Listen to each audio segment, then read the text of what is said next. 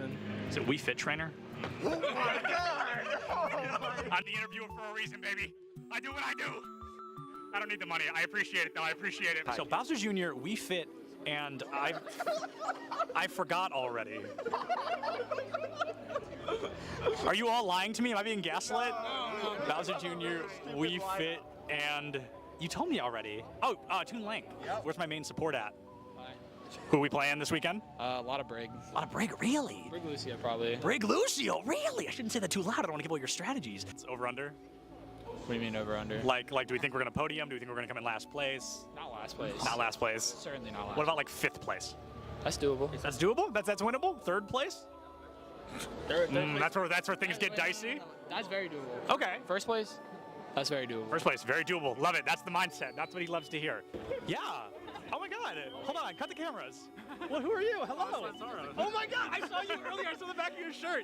And I was like, I know that name. I know him. It's a quick play game. They Q-sniped each other at land. I thought it was a scrim.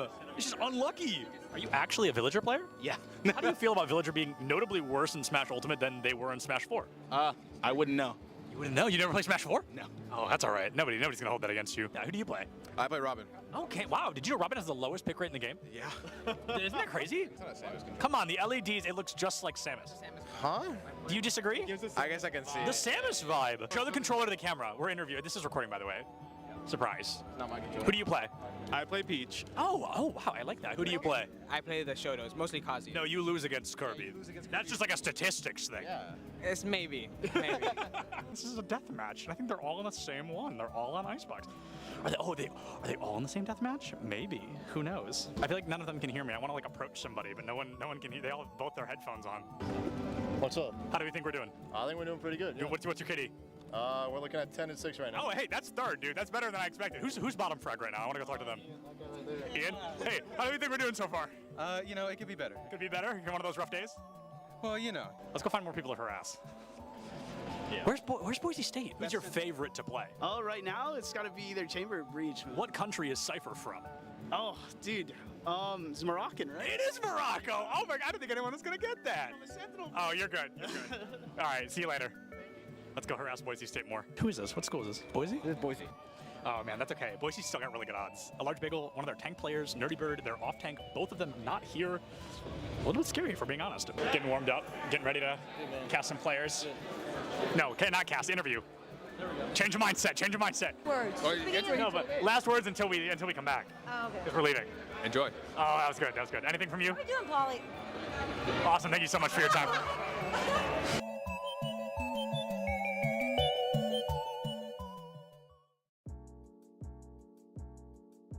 Welcome to ECAC Top Plays of the Week. This is Rod, your favorite host, back at it again with more stellar plays from collegiate esports. Special thanks to our partners at Esports U for the additional coverage.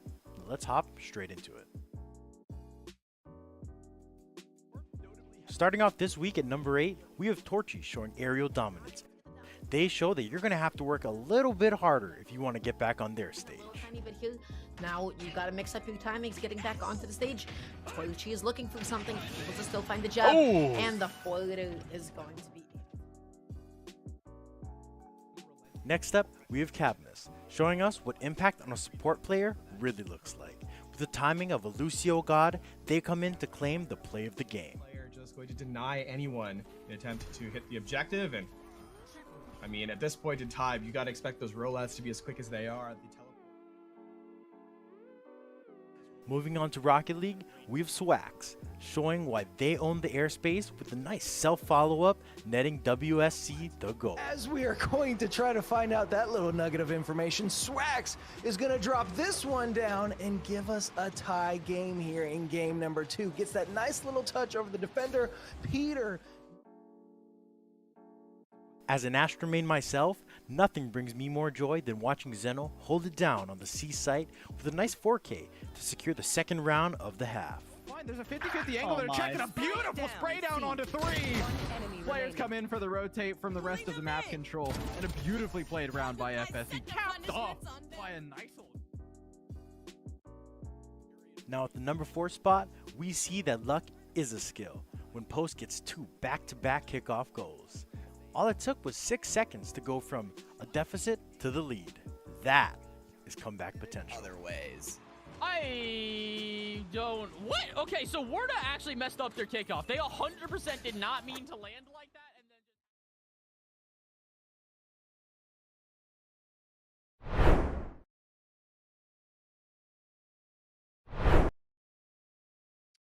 Welcome everyone here tonight to a bit of ECAC Valorant action. This is week 7 out of 8 weeks. Very important games coming up. I am Camel.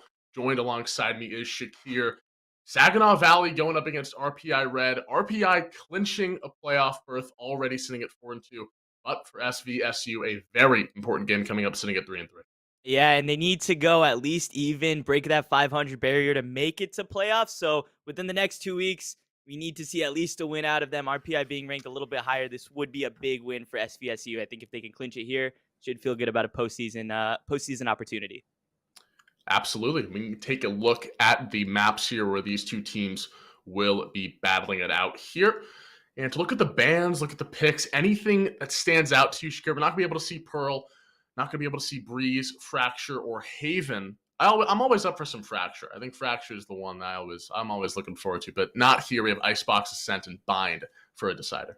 Yeah, pretty vanilla maps all the way around, I think, and maps that have been in the system for a long time. So no Pearl, no Breeze. Those are probably the two most inventive in terms of being new. But Icebox, pretty box standard. Ascent as well. And then I think Bind is as vanilla as it gets. So it's going to come down to a lot of teamwork and communication and working together as a team. So I think in a sense, this might be the best way to kind of see what the teams have to offer, but less creativity in terms of how you would approach the map than in Pearl.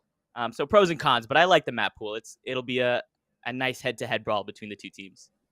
Most definitely. And I believe both teams are ready to go, so we should be getting into Agent Select momentarily. But it will be RPI starting on attack for this Icebox here. You know, we've seen the Sage come out, before. I've seen some interesting compositions, the double Sentinel potentially. I think it really just depends on, the type of players you have. I mean, Collegiate is so versatile, so volatile. There's so many different players that play so many different things. And if you have people that can flex multiple agents, it really benefits you in these best of threes where it's all about just adaptation and reading your opponent. Yeah, and especially too in a collegiate level, right? This isn't tier 1 Valorant, so you're not necessarily playing to what's the best in the meta. You're going to be playing your comfort or you're going to be playing your opponent, which is what makes a lot of these compositions so exciting, in my opinion. You can get really creative in terms of what you pick, and just because something isn't the best in the current meta doesn't mean it's an unacceptable pick here, because you're not necessarily sure of the competition you're going up against as well. But some of these picks coming in place already on the RPI side. Chamber locked in, no surprise. The KO is hovered, the Sova is hovered. Sage picked as well, and the controller pick being the Viper, which I think is really powerful on this map. They're starting on the attack, so get aggressive first and then go to defense later. And Viper on the other side as well, no surprise. Yep, and we will see the Chambers of the world, Diggy already locking that one in. Just seems like kind of a necessity at this point. The character, the agent is so broken.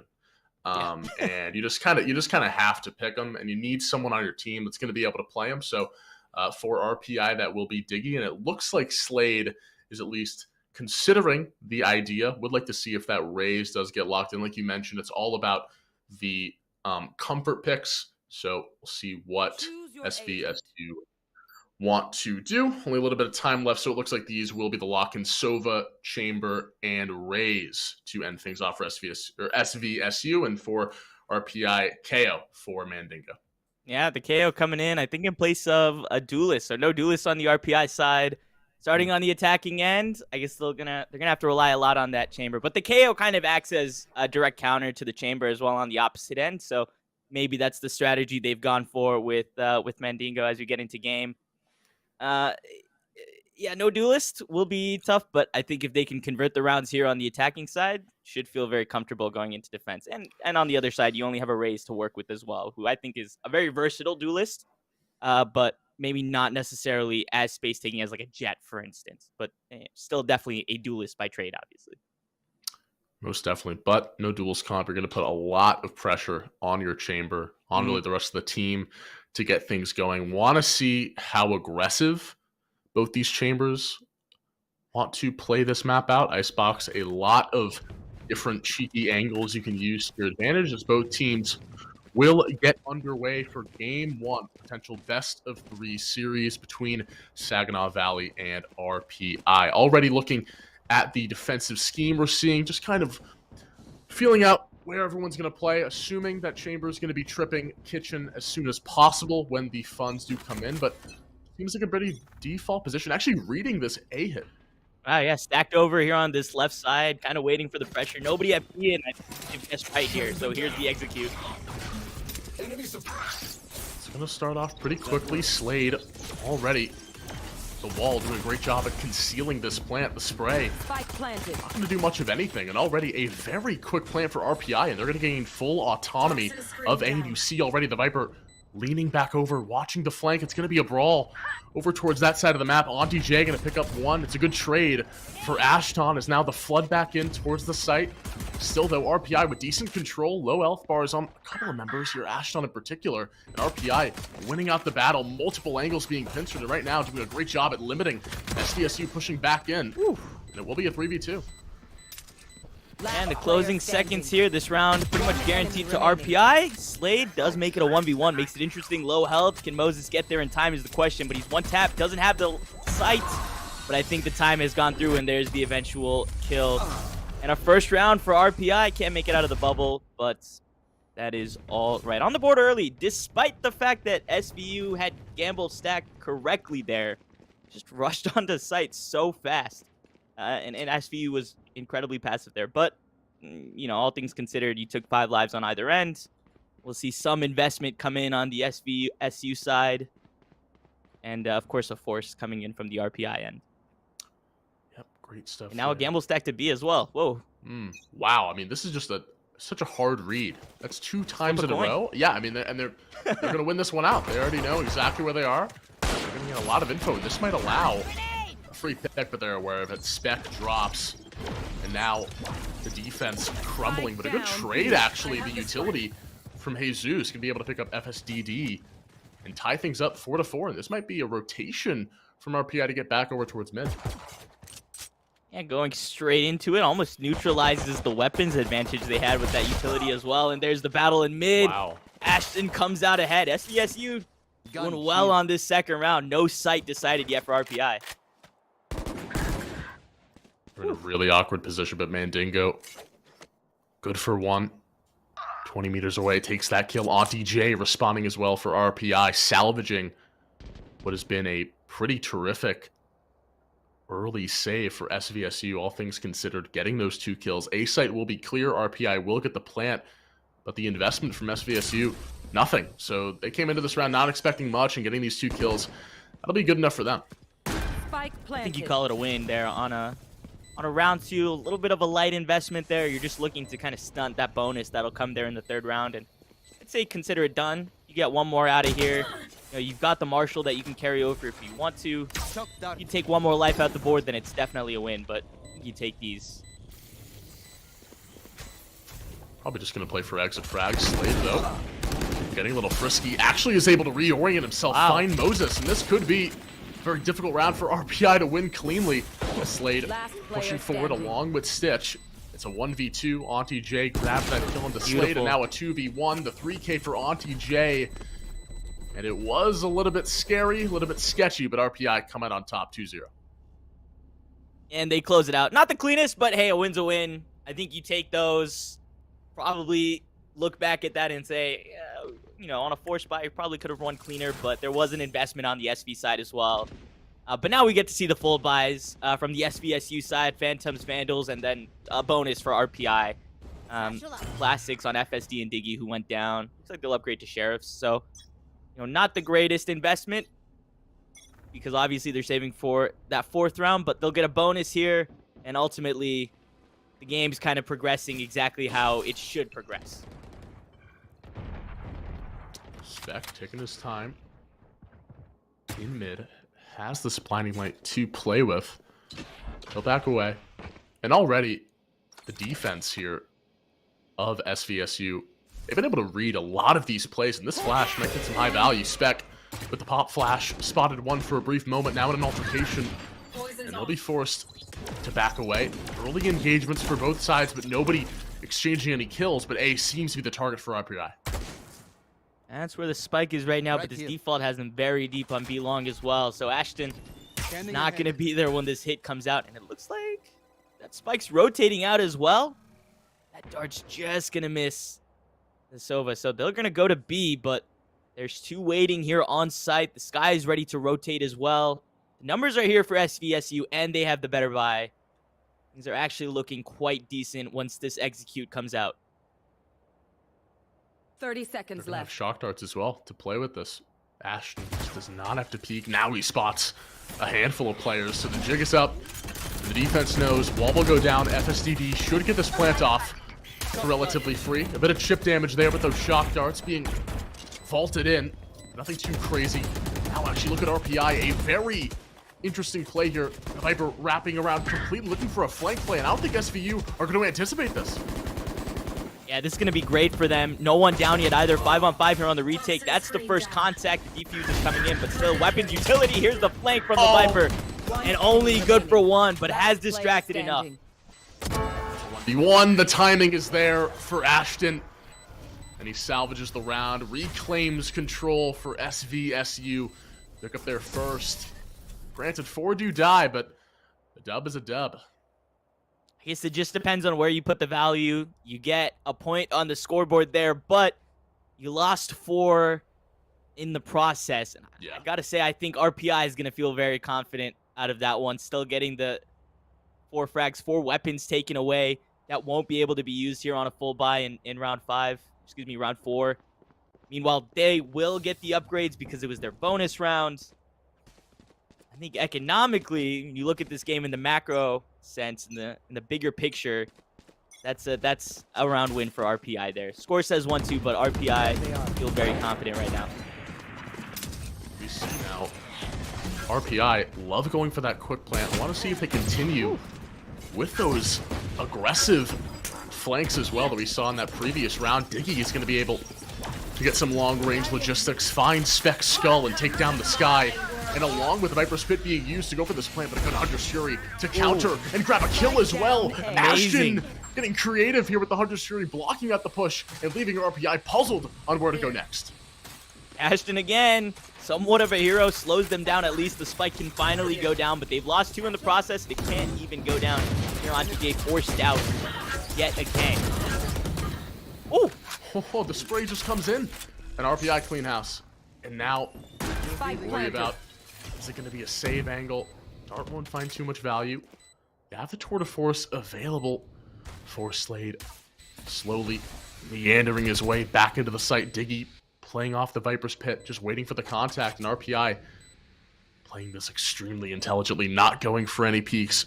They don't want any kill to string together. Ashton just playing right on the corner. Does Moses expect it? Now he does. It's a 3K for the Sova. Playing in and out. Auntie J grabs one. Diggy grabs the other. And RPI holds strong to grab their third.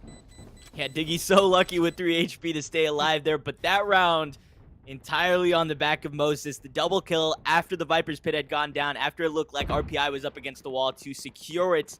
Around that they should have secured, and they rightfully do. But that Hunter's Fury from Ashton really put RPI up against the ropes. I like that usage there. Just to deny the plant, and they denied it twice, to their credit. But unfortunately, once that spike went down, after the 2 kills from Moses, looking at a 2v3 going in a Viper's Pit, that's a tough one to cross, no matter where you are. A lot of resources invested, Shakir, so for this defensive line of SVSU, gonna have to be more creative in dealing with this pressure. RPI early owl drone will force Spec off of yellow, and this is already a ton of control. RPI gaining space, and that kill over towards A is gonna make things even more difficult. Jesus needs to win that 1v1, can't do it, and Diggy just farming these kills on A. That's the site wide open. They can come to A if they want to. The rotate's coming in. Diggy is so deep, aware of where this Viper's about to go on the stairs up into Raptors as well, and that's a third for the Chamber. This round is all but wrapped up now. 3 plants as that wall goes up, and nothing that SVSU can do but run and survive. Wouldn't be surprised, though, if RPI go for these kills. I'm pretty sure the economy is good enough to do it. Yeah, I would hope so. See some content. Some action up in here. Yeah, for real. I mean, what are we doing, guys? Are we really going to play this one slow? There's 30 seconds. But yeah, I mean, again, it's just RPI playing off of the team's strengths. Diggy was able to find 2 kills. You see now RPI collectively, the engineers lurking around for these kills, and it looks like they're going to go over towards Snowman. Yeah, this is going to get a little dicey here. The double peek, they have the flash already. Off the blind, 1-2 easy pickings there for Ashton. Great assist there by Spec to set it up. It will diminish the guns a little bit, but the round still goes the way of one. Auntie J will fall. So yeah, just having a bit of fun. Don't think any more casualties will ensue. Yeah, 4-1 in favor of the engineers. Great stuff. Yeah, exactly. Of the engineers, the RPI mascot there, they have been meticulous. They are living up to their name, Camel. I mean, yeah, just absolutely taking over. And in that last round in particular, we mentioned that they didn't have a duelist. A lot of the heavy lifting in terms of creating space is going to be on Diggy. And Diggy is living right up to that handle. I mean, the 3 players on their team with 6 kills just kind of shows you how much they're all taking initiative. But in that round, it goes to Diggy for sure. Play. Yeah, you need to. When you don't have that duelist, you don't have that go button, if you will, with that jet dash or that neon wall. So RPI doing well so far as a collective unit. But they're going to have to keep that up as now Spec puts a wrench in the plans, takes down Auntie J, and here comes the push going in as Jesus. He'll be able to get one before being taken down by Mandingo, who trades it out. And again, though, RPI, they have control of the site. At disadvantage. Never mind. Diggy erases that, grabs that kill on the slate, a 3v3. Okay, that'll happen. That'll happen to you. So it's a 2v3 now. And hey, sometimes just got to shoot. Sometimes it works. Always love that initiator carry. Excuse me, Ashton is having, like the scoreline, a fantastic game, but here's the re-execute to take back a little bit of control. Backside's there. The crosshair was waiting, but Spec wins out the duel against Moses. It's just Mandingo. Nobody spotted him. A chance for 3. Denies the spike. Headshot on the next. It's a 1v1 here. Onus on the sky to make the play. There's the Seeker to distract. Spec swings out, but it's a 4K for the KO. Mandingo. We need a replay of that. The trigger discipline on this young man. Oh my heavens. I mean, Shakir. The audacity. He waits for Spec to move through the Viper wall. Takes his time. Oh my word. Break it down. Help me out. What happened? Just better? Built different? Yeah, so boom, 1, 2. There's that spray control on the third. And now this one is so patient, knowing that they're not the one that has to make the move. Just get enough room out to kill the Seeker, and Spec a little too slow on that wide swing onto Mandingo. That is awareness, 100%. Really well done. And if you didn't check that corner, if you're Spec, you are very mad at yourself that you let yourself essentially lose that duel twice. But they won't do it again, or they will do it again. Spec punished, and here comes Slade from the backside, evening things up. But again, look how quickly RPI already on the point. They have Diggy hawking over. Yup, there's the flick, the kill. FSDD takes down the Rays, and now it's a lone Ashton against the world. He's had some miracle plays before. He's going to have to do it again, but not going to happen. 50 meters away, FSDD comes up and claims that kill, reclaims control for RPI, and it's just been a tornado of aggression. Each member of this team, like we've been saying, it's a balanced effort, Shakir, and that's the reason it's 6-1. Yeah, I mean, you look at the kill margin, right? 5 kills, Diggy has 9, FSD has 4, and they're playing the Sage, not necessarily a battle Sage when you have a Chamber on your team. I think that's a pretty decent distribution. You go over to the SVSU side, it's a kill margin of 12. Ashton leading the way, and Stitch yet to get on the scoreboard, which is tough sometimes as a controller player, but just goes to show you that RPI is really distributing the pressure here, and there's not a lot of opportunity going on the SVSU side at the moment. Will burn Viper's Pit to act as an obstacle for this RPI attack.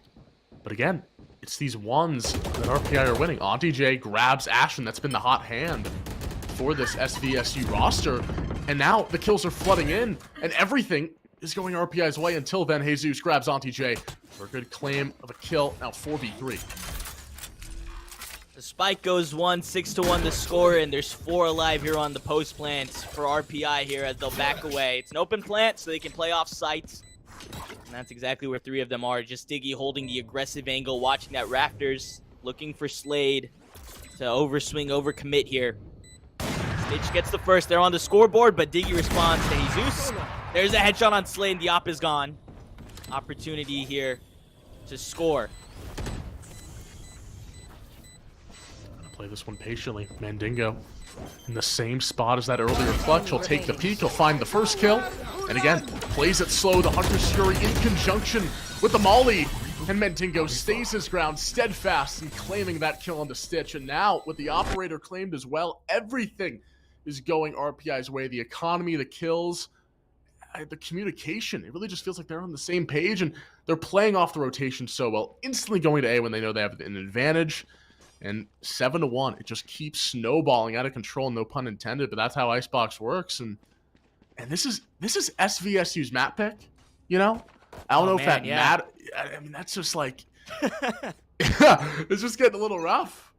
Well, fool me once, shame on you. Fool me twice, shame on me. They've got to check that spot there on the post plants from here on out. But that is demoralizing. At some point, you got to stop the play, call it timeout. Shot goes wide, and it's just getting worse and worse, and you're already at a man disadvantage. Make it 2 as Diggy grabs the kill on the Stitch at that Operator. Beautiful. Disgusting shot from Slade. Gets the flick, but is it enough? Is it too little, too late? As Moses grabbed a kill, shifting around through mid. He'll get some more time up in Kitchen. And RPI, they're playing the map so incredibly well. Meticulous. The tension building. Rising at a boiling point. Moses hears all the noise in the world. He knows where this player is. And he's going to take his time. Engineers for sure here. Meticulous. Yep, you nailed it. Mathematical. Intuitive.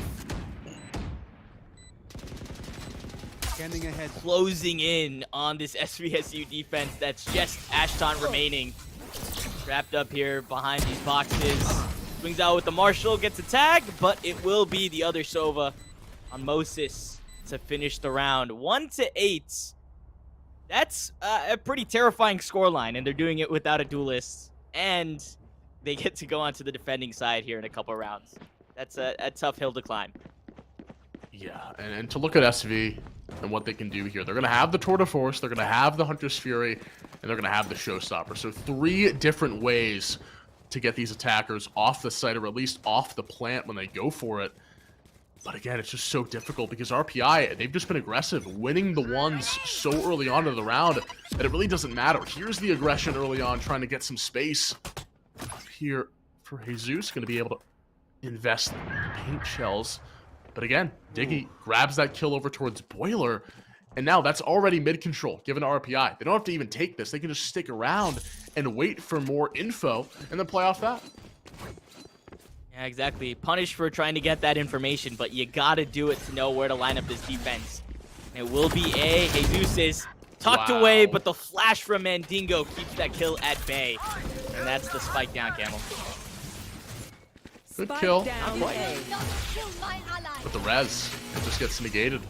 And you get the plant right back down. You have the Viper's Pit if you so choose, but you really don't have to invest it. Dark goes out. No tags. No information. Walking in blind is Slade. He'll fall first. Spec, the same fate. And now Ashton again. He's been the last alive. He's trying his damnness to be the savior for this team. The shots are not there, and FSDD finds the kill 9-1, and RPI are just running away with it. Shakir, where does SVSU turn to? What do they have to do to get some footing back into this game? I know, nothing's working for them, right? I mean, even look at Ashton. He had 12 kills, or they had 12 kills just about 5 rounds ago, and now only at 13. They've gotten 1 kill in the last 5 rounds. Nothing is working for the SVSU side. A couple rounds ago, they did something that I really liked. It was on an eco round. They pushed up 2 towards B. They got 1 kill from it. And I think if you're going to give so much space to a team like RPI, a team without a duelist, they can really benefit from him. You have to have some sort of reaction. I'd love to see some sort of push here. They pushed up heavy onto B long. If they can hold their ground, it's at least push them off the B sites. And look at Slade up in this mid as well. Auntie J looking to peek. Here's the contact, and that's 2 kills. That's exactly what I was talking about, Camel. Yeah, and that's it. Just the aggression. Not giving as much space as before, and look at the result. You get 2 kills, and now a very winnable round for the defensive side in the Cardinals. Saginaw Valley trying to get back into this game, and that's another good start. Ashton takes down Diggy. But A should be free for RPI, and a 2v4 is winnable if they do get the right bit of contact. And SVSU play this one a little bit south. That's going to be a great dart. Giving more info over to SVSU. Really got to make sure they play this one clean. Owl Drone will spot both players. It's a pincer maneuver here. Stitch around the corner, grabs one. And it's a pincer maneuver. FSDD, he's got to work around it. He's in a 1v3. Flicks over, 5 bullets. He's going to be able to claim 3 before it's all said and done. But the Cardinals finally get back on the board after what feels like an eternity. Yeah, they're still trying to fly here, and for FSD, that would have needed to be the ace to secure that round. And they get close, they get the 3K. There's only so much you can do. So you give the round over, it's 9-2, and if you're SVSU and you get a 3rd round here in the final round of the half, you're looking at a 9-3 curse. You know, I think at that point, you've just won the game at that point. So you know, we were talking about how dire it was for SVSU. I think now they're in a great position. They can get the curse on their side. But in all seriousness, I think RPI, they're okay giving that round up here. They've still got a full buy to come into this last round of the half. Yeah, and they're actually going to be able to get the revive again. FSDD just needs an orb, 1 kill, so they can probably go for the B orb if they want. 5v6. You want to play? Let's play. It's just the resources. It's just the utility dumping of RPI. They're playing the map so exceptionally well. And now you're forcing the op already out of its location. Slade gonna have to back away all the way through to Snowman, but a good kill for Spec taking down Mandingo. Can RPI get the revive off? They should be able to. Well, so that's your 5v6 right there, and Sage still has the res here, so it could be even a 5-on-7, but they've taken the site. Not enough to get the spike down, and the whole crew is here. And Jesus, this could be crucial for the round, but Diggy will spot out the lurk. The op wins the trade. The res goes up, so still a 4v4, and that spike will finally come back to this B site after being a little apprehensive of where to go. Spec, slowly but surely, looking to intensify his aggression as he moves in. Moses will go for the plant. Do they expect the timing? It's on Spec's side. He moves in, grabs one, but RPJ with a good trade back. And he's still in his playground, in his wheelhouse. He's got all the control, waiting for these players to come to him. He's going to play out of his ultimate inside the smoke orb, concealing himself so exceptionally well. But it's a trade, and it will result in finally SVSU winning multiple rounds in a row. They're going to get their 3rd, and now the 9-3 curse. Is it alive and well? Better find out in the second half of play. Switching sides. They needed that win. Most definitely. They needed that win. And it's important that they got it here, too. Look at the score, 9-3. But come out here, switch sides. SVSU, you win the pistol. You win the force buy. 5-9 scoreline. Not nearly as daunting. So, you know, comeback's got to start somewhere. And I always say there's no reason to count out a team just after one half, because anything that your opponent can do to you, you can do back to them. So maybe we see a 9-3 out of SV right here. And we go into overtime, or maybe even they win more rounds and it's convincing. Either way, I don't think SVSU should be beating themselves up. And I think they've still got plenty of game to play here in map 1. This is their map pick, so let's see what they have in store for us on the attacking side with Agency. That's a good start. He doesn't even look for the TP.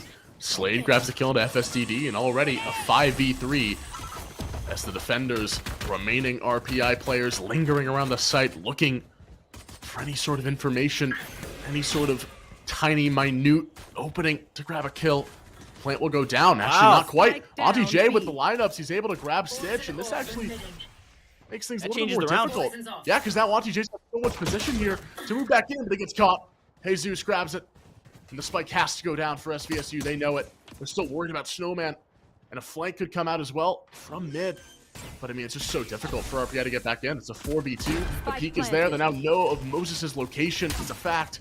He's got 2 shock darts to play with. I don't think there's any angles, but the health bars are just not telling the same story here. There's just so much that RPI have to do. And they still didn't even know that it was planted underneath instead of at default. Mandingo does get a headshot, but in a 1v3, this is very tough. The Ghost in Hand, 6 HP. A knife to work with will give him a little bit of info, deny a little bit of util, but it only spots Spec hiding safe underneath that yellow box. And now Mandingo's been spotted, so Jesus will swing in the raise. Gets a third. That's the pistol round. SVU already off on the right foot with that one. Well, here we go. This is the start. Now, granted, Shakir, I don't want to be that guy, but if we remember, Be that guy. Embrace remember the first half. You know that buy round, that second round was a little bit sketchy. So I think SVSU need to keep that in the back of their mind. They're gonna have a Vandal here for Spec, so a lot of investment. Need to make sure they're playing this one smart, not throwing. Easy words to sum up how this round should be played. You want it to be somewhat clean. Not a big investment from the RPI side. They'll have a full buy in the third. Keep this one clean, have a competitive buy in the third.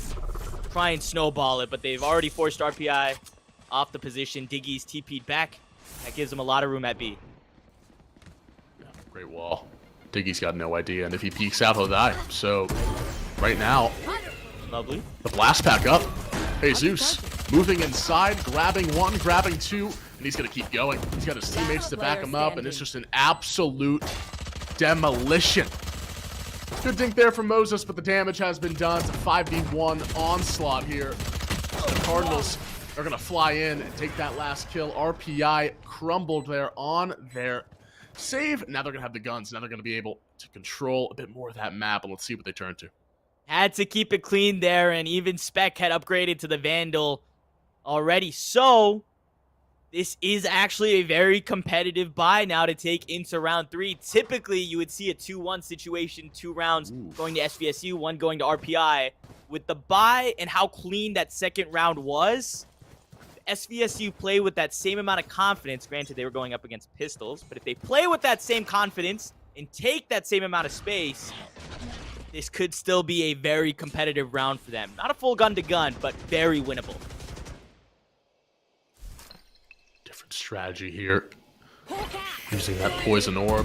The flash in. That's info. It's going to force OptiJ away. And they're going to have it. They're going to have that kill.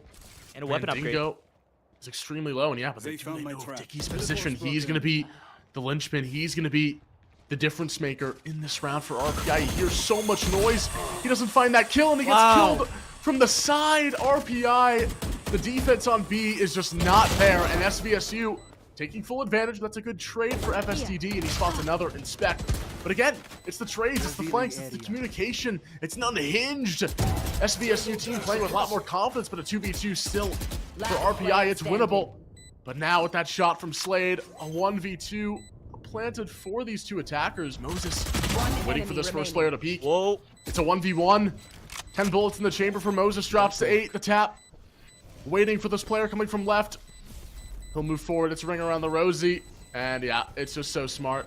The time is not on your side. Yeah, you got the kill, but Slade played the map correctly. And that's the round win, the bonus, going the way of SVSU and Shakir. We have a game on our hands. You can't count them out while they're down. It's a 6-9 scoreline. The Cardinals are starting to spread their wings, Camel. That was an incredible round. I mean, the mid-pop is so unorthodox. The amount of space and the way they were able to operate into that B site, it's so tough to prepare for when you're on that defense. You just don't have players in the right spot to contest those types of angles. It's hard to put yourself in that situation, especially with the buy that SV did, but they pulled off the initial pop. They got the opening frag, and that's exactly what you get for putting in that effort. This is why Icebox was their map pick. They're leaving Diggy on an island. And right now, he hears a lot of noise, a lot of util being hurled his way. He'll reposition back over towards Snowman, but he's already being barraged with ammo. The Viper's Pit comes down, trying to confirm this for SVSU. They're going to get Mandingo. And now SVSU They know they have the better guns, and they're having the confidence right now to just keep fighting and keep going for these plays. Yeah, but that spike is yet to go down. That's something that RPI has done consistently, delaying that plant at least. And they're not necessarily in a bad position. No one's gone down yet. They can still do damage. The spike finally will. And from here, SVSU are very comfortable in the Viper's pit. I know of one player's confirmed location at least. A flank is imminent as well from Slade, who's wrapping around. Spec takes the first peek. First bit of contact. The sky, he's good for one. The trade is there for Auntie J. Trying to claim a bit more money going into the next round. It's a 4v1. SDD takes that peek into the waiting arms of Jesus. 7-9. This is 6 rounds in a row for the Cardinals. And we counted them out, not gonna lie. And honestly, it's a little strange because you'd think this is the defensive-oriented composition. They do better on defense because, you know, they don't have a duelist. And Shakir in Valorant, the duelist is the one that goes in. And RPI have a bunch of defenders, a bunch of sentinels, controllers that would do well at stopping and halting these aggressive pushes. But right now, I don't know if it's just a difference in communication, if the strategy is off, but right now it's just not working, and that's why this timeout is being called. Yeah, I mean, there is a duelist on the side of SVSU, so maybe you could say that they have a little more agency in their go button having that, but I don't know if that's necessarily been the difference. But I think a timeout here is absolutely the right call because you're only 4 rounds into the half. You still have time to recover. You haven't given up the lead yet. At that point, it's going to seem very mentally draining. So I think let's see what the engineers can come up with there at the whiteboard. You know, what kind of math symbols they can pull out of their pockets, what their protractor is telling them, you know, and how the compass feels, you know, as they put the game plan into their TI-84s. Do you have a TI-84 when you were in school, or what calculator did you use? I was a Texas Instrument fan. I would use the TI-84. TI guy? I was a TI guy. Right You'd fit in well with RPI, I think. I think so. And maybe, just maybe, they can calculate a victory for themselves because they haven't won. And it will continue as, again, Slade finding these kills. He's got 2 for himself over towards A. And he's going to jockey for control. He doesn't even care. He says, yeah, I got my 2. I'm done. And they're going to riddle the B site with utility. And that's a little bit awkward for Spec. Takes a peek at Diggy. This operator. Good for 1. Solid shot there for Diggy. But again, does it seem too little too late? Looks like exit frags are the way to go for RPI. The control has just been on top for the Cardinals. They haven't given up anything. As soon as they get that 1 kill, they're pushing for more. And they got a chance to go hunting there. Feels a little bit like revenge with the way that we saw the first half go as well. This is a lot of fun to watch now. Just a nice, dominant take. And that was after a timeout as well. RPI, they thought, hey, let's take a little bit of control. So this goes back to what I think I said in the first half about SVSU. I think when there's an action from the attacking side, you have to see some sort of reaction. They have to take some sort of space, make the initiative to kind of deny SVSU the ability to do what they want to do. Wes taking space, whether that's doubling up and playing for a trade, something has to change. They can't keep playing passive, and that's what RPI is trying to do here with Diggy, but he's been caught out and will TP out nonetheless. So B given up yet again. I mean, you hit the nail on the head. It's been Diggy who's actually not been able to do much in this defensive half. SVSU have done a great job at finding the chamber and forcing the TP early, because if they force the TP early, they know they have so much control, but Ashton just walks right into the headhunter.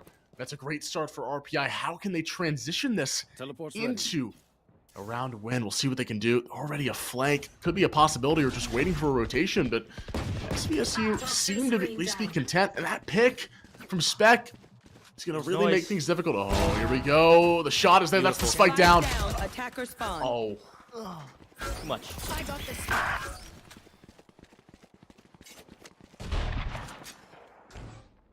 Rotate comes through. Diggy has spot them, misses the pot shots. Left. Think SVSU are still a little stirred here, but Slade very deep, so we'll probably catch out RPI pushing here from the back. It's only with pistols. That's the first gone. So imagine if RPI... Okay, classic versus Vandal. You don't see that every day. That's a weapons upgrade. What if they do that again with a buy round? Maybe it's not a 1v2 with SVU narrowly winning the round to tie. Maybe it goes a little differently. I mean, the mental fortitude of the Cardinals here was 9-3. It was looking grim. It was looking bad. They were playing bad as a team, but they've been able to collect themselves. Diggy spots the both players. What can he do? Nothing. The battle is won by the Cardinals, and it's 9-9. 6 straight in the second half. Count the last 2, it's 8. Slade is a demon. He has exploded here on Icebox, 21-13-4. Diggy has cooled off. The rest of the team, RPI, have not been able to do much in terms of getting any ground. That one kill from Diggy was decent, but the guns just weren't there. They're just not really finding the timing. Hopefully, for the RPI fans here, you can see a bit more confidence, because right now it just seems like the Cardinals are just all over them. Let's play. 21 kills on Slade. This chamber has come alive on the defensive side, and Diggy trying to respond back to that chamber with the tour de force. So that's going to help out RPI there in this defensive hold. One weapon taken off the piece, and it's your controller as well. Ooh, look over towards B. Spec. The timing. Spec. Oh my word. Spec is behind 2 players. Spec is good for 1. He kills Mandingo. He's not going to know the second player is there, and Auntie J takes the kill. Pretty funny altercation. FSDD. Man, like a spider monkey, but he messes up the shots. He will be able to find 1, but that should have been 2. He knows that he'll be kicking himself for that. SV take the plant. It's a 2v3, but they should have lineups for this. And Slate, again, just behind enemy lines, Shakir, finding advantages for SV to play off of. Last player standing. Wow, and he's spotted. So it's just Ashton left here. This could be the first defensive round for RPI. Tapped it once. That'll be the Hunter's Fury. It rained down heavy when they were on the other side, but no kill coming out here. Now Ashton has to contest. Moses on the watch. And Moses with the kill. RPI go to double digits with that round secure. And FSD can feel a little bit better about missing those 2 easy shots. The coach for RPI is like, all right, guys, we have enough content. We hit the time limit for the video. Should be enough, guys. Thank you guys for throwing those 8 rounds for us. Now we can play the game. Okay, perfect. Maybe the 8-round streak, but let's not go crazy. Stop this. You guys, it's getting a little bit antsy, get a little bit nervous here. Sitting down. They had a 7-round streak, and they did like the little alligator symbol. They were like 7 is less than 8. Oh no, they've won more rounds than us. We gotta flip it around. We gotta turn it. And we're gonna have to see that from Diggy again. RPI have been relying on this chamber to get that first kill. And look at that already. A very aggressive push in through mid, and it's spotted. Diggy grabs Slade, who's been the saving grace for the Cardinals. And now, with the Seekers being used and Mandingo spotting a handful of players over towards this B site, it seems like that is where this push will end up. But again, spraying through the intuition by Mandingo to grab that kill, and now it's a 5v3 because of it. Sprang right through the wall, had the nicest angle to get it right through. Ow. That's a headshot from Jesus. Okay, so FSD taken out of the picture. The Vandals can still do a lot of damage. Spike yet to go down. They do have the space to work with. They're down a man, but a 3v4 is winnable. This could be a rotation. You have 40 seconds. You have time.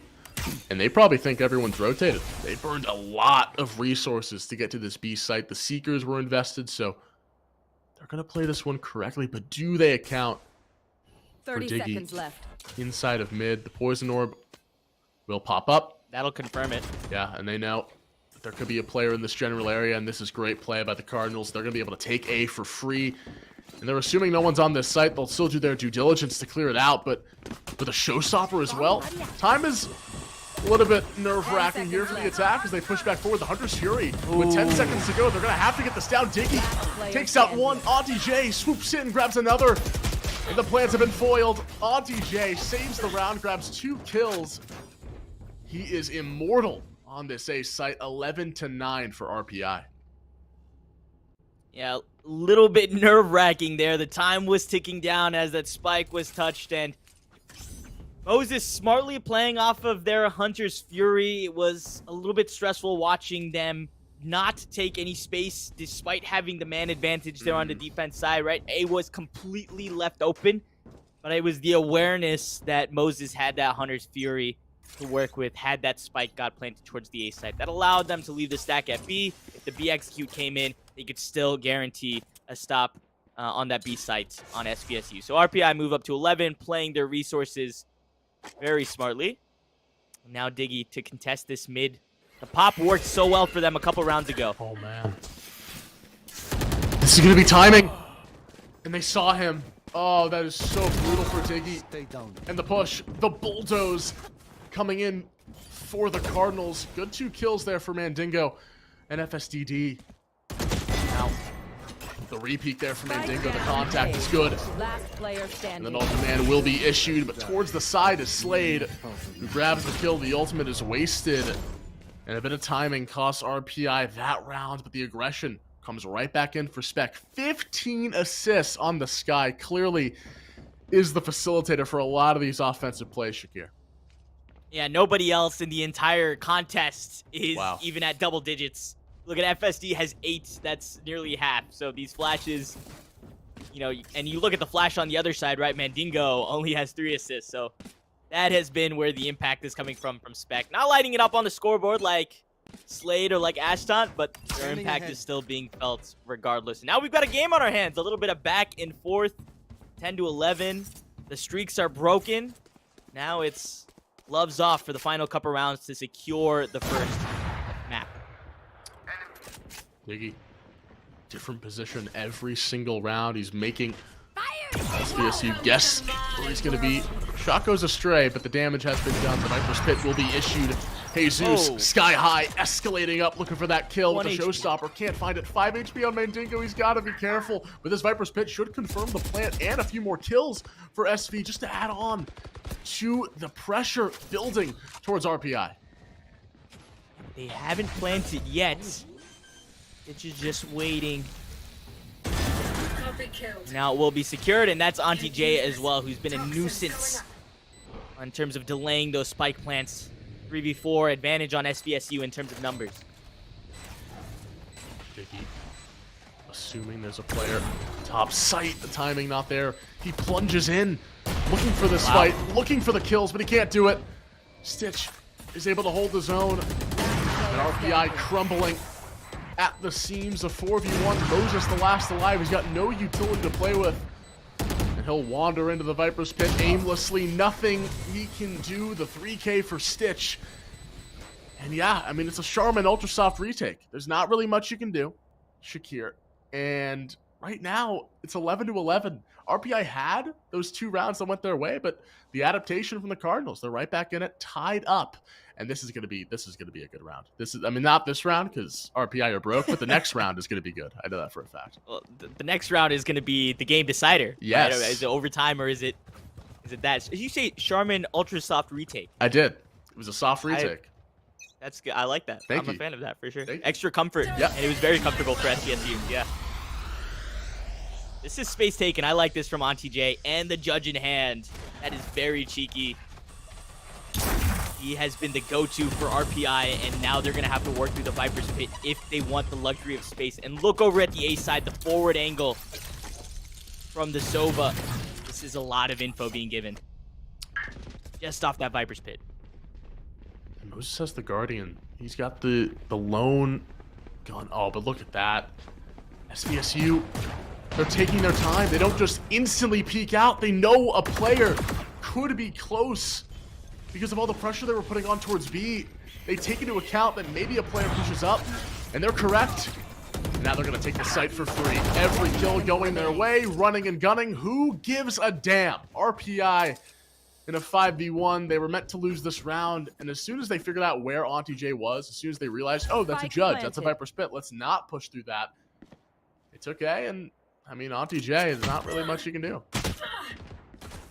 a really inventive defensive strategy from RPI there, but he just didn't have the tools to make it work. I mean, you can throw as many triangles in a building as you want, but the steel is always going to be stronger than the sand or the clay. I don't know. I ran out of a material there at the end, but the idea is that RPI, really smart strategy. I like the game plan that they brought to the table, but just going up against the Vandals and the Phantoms and the utility that SVSU had to work with, wasn't a lot they could have done. At least it's not a flawless, a little bit of impact, but now it's a full buy and a must-win for RPI, either to force overtime or SVSU can pull off that 9-3 curse of a comeback and secure their own map point here, or their own map win, excuse me. And Slade is bringing out the T side op. Okay, the attacking side op. I mean, it makes sense because I think they're assuming that Diggy's going to bring it out. Or maybe they're assuming that a player's going to doesn't have one. Yeah, I mean, he's been in and around mid for a majority of this defensive side. So Slade maybe just likes the op better in this scenario. Look at this, the respect. One shot, for SV. one kill, right? I mean, they're playing so far back. I mean, they're just taking their time here. They understand the tension in this game. They understand how important this round is to win. So they're going to make sure they have full control of a site before they take anything. And now look at this, a default taking A, and there's only one player on this site. Wow. And that's a great kill on towards Mandingo. And what's the reaction from the defense, right? I think they've kind of picked up on the fact that it's going to be an A hit. There's only one here for now. If they're fast enough, they can take advantage, secure the site, and get a kill, but Diggy gets out alive. That makes it 4v4 on this post plant. Nothing to deny it from going down. Even weaponry, even in numbers, to decide this first map. The res is not going to be too much value unless an early death. Hunter's Fury available for SVSU, a key ultimate to keep track of as this round progresses. Spec moving forward, sliding in. The defuse is there. FSTD, he's sticking it. The timing, it's there for the Cardinals. A 3v2. Spec continues to push forward. Back on the defuse is Moses. He'll stick it. He's got half. He's gonna keep it going. But it's not enough. And Ashton flies in to grab those last two kills. And SVSU 9-3 to 13-11. Oh my word. What a comeback. It was their map pick. We never doubted them at all. We never doubted them at all. Easy. Never doubt the Cardinals when they're down. I want to know how much time was on the clock when that final kill came in. Flying in through ropes as they decided to stick the defuse. And I thought for a moment when that red banner came up that it had actually been RPI winning overtime there. That was a gutsy, bold move. But hey, you know what? This is why SVSU picked this map. Their attacking side really came out strong. Yep. And now they get the perfect title for their next YouTube video. So we just came back from a 9-3. Unreal, not Cursed scripted. confirmed. Cursed. Isn't real. Yeah, so perfect there for the Cardinals. Great stuff for them and their fans to come back from this. But still plenty of time for RPI and the Engineers to come back into this one. They're moving to their map pick, which will be Ascent. We're going to go to a quick break. Before that, don't go anywhere.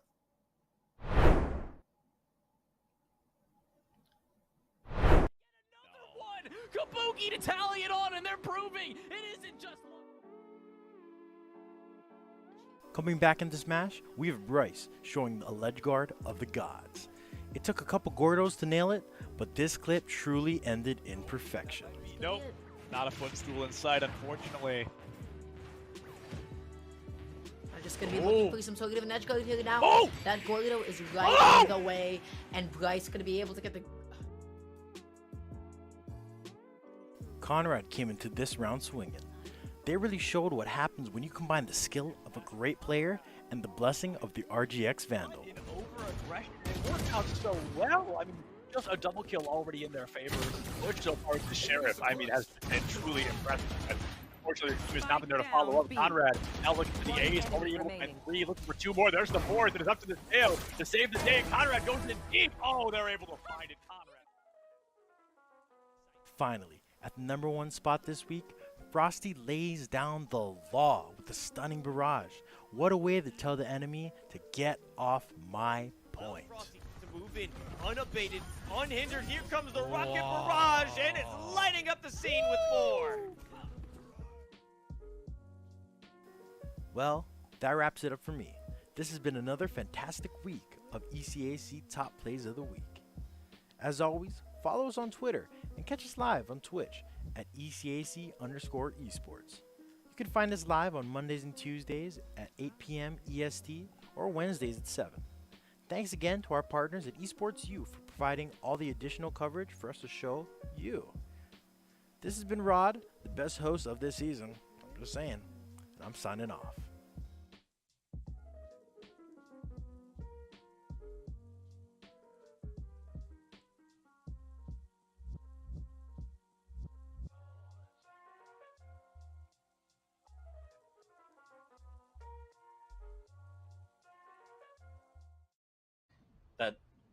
That's why we're here, right? This is why a lot of people are trying to figure out, how do we replicate what you guys are doing? How do we, how do they do what you guys are doing to a degree, or why are you guys doing what you're doing to a degree? But to kind of, I think, focus in then a little bit more. I want to talk about gameplay a little bit before we jump into business and all of the other stuff. Jensen, this one's for you, right? I want to talk a little bit about this because to someone like me who's traditionally a League of Legends fan and all that, I know that you've been a coach that's been, all over the world. You've worked with a lot of different professional teams and different regions. My question, I think a lot of people want to know, how did you end up at Maryville, and why a North American collegiate college? What was the draw, or what brought you here? How did you get to this point? When I first came to NA, I worked with the models, with the academy team, and I realized that there's a lot of cultural challenges that exist that's very unique to NA and esports, right? Where there's this very interesting intersection, because unlike traditional sports, in esports, players, they don't start training under a structure or a system or a coach. From a very early age, which is what happens if you want to pick up any other sport, right? Like you start going to community events or whatsoever, and then you start developing your skills and your literacy of the game from the age of 6 or 7, and you're very used to working in a team environment, a coaching environment. But in esports and for League of Legends, a lot of times players, they go through they go up, they climb the ranks in solo queue where everything is basically self-taught, and then all of a sudden they need to be placed into a team environment. And I realized that this is something that the Asian teams got right, where they had these B teams. They have the B houses in Korea and Taiwan. You would spend almost close to a year just being a understudy or training partner for the team before you even join an academy team in the first place. And in China, they have like these massive B team systems with like lots of players in them. The moment you hit a certain rank on the ladder, they fly you in. You are then boot camping for a month there at the facility, and depending on how well you do, they then decide whether to retain you on as a training partner or as a trainee in whatever capacity, given how well you perform in those scenarios. So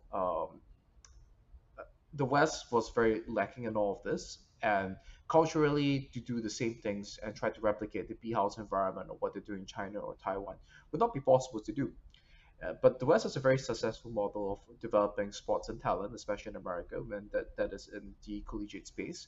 So I looked at this, I saw the resources that was available, and when Clerky pitched his vision to me, it's like, yeah, this is what I think should be the future for development in the NA ecosystem for esports.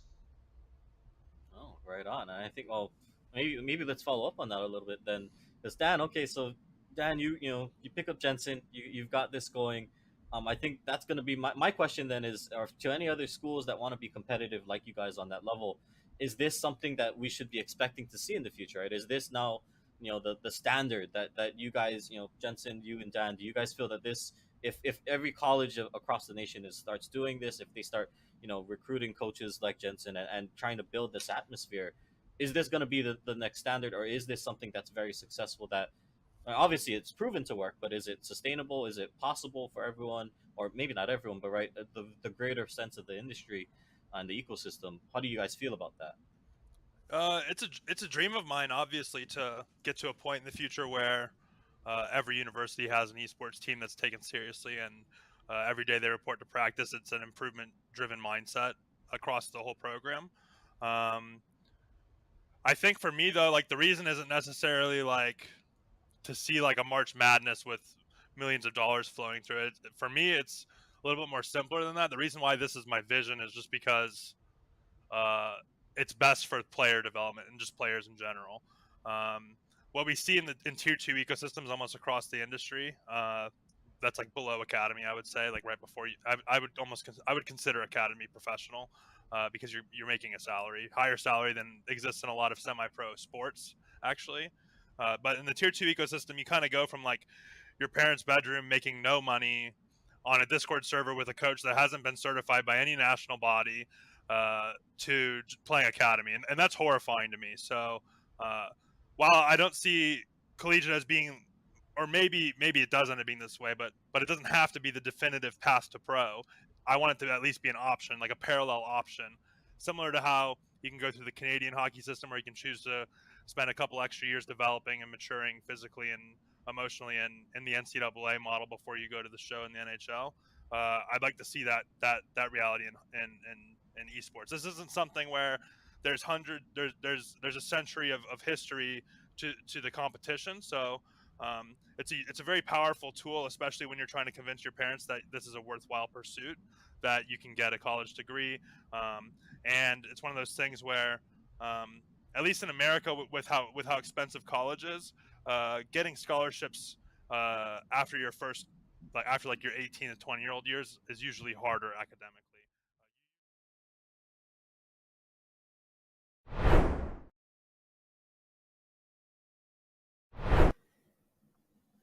Welcome back, everyone, here to game number 2 between SVSU and RPI. Just saw a 9-3 comeback in favor of the Cardinals, looking just lost in that first half. They were able to turn it around and pick up that victory on their map pick. Very crucial there. So now we move over to RPI's map selection. That will be Ascent, and it will be RPI starting on the defensive side. Do you see any differences in the compositions? Do you think we'll be getting a duelist, perhaps, for RPI? I mean, it's got to happen. You got to have a jet, something. Because, I mean, it just seemed like the composition last time, they were just struggling to get anything done.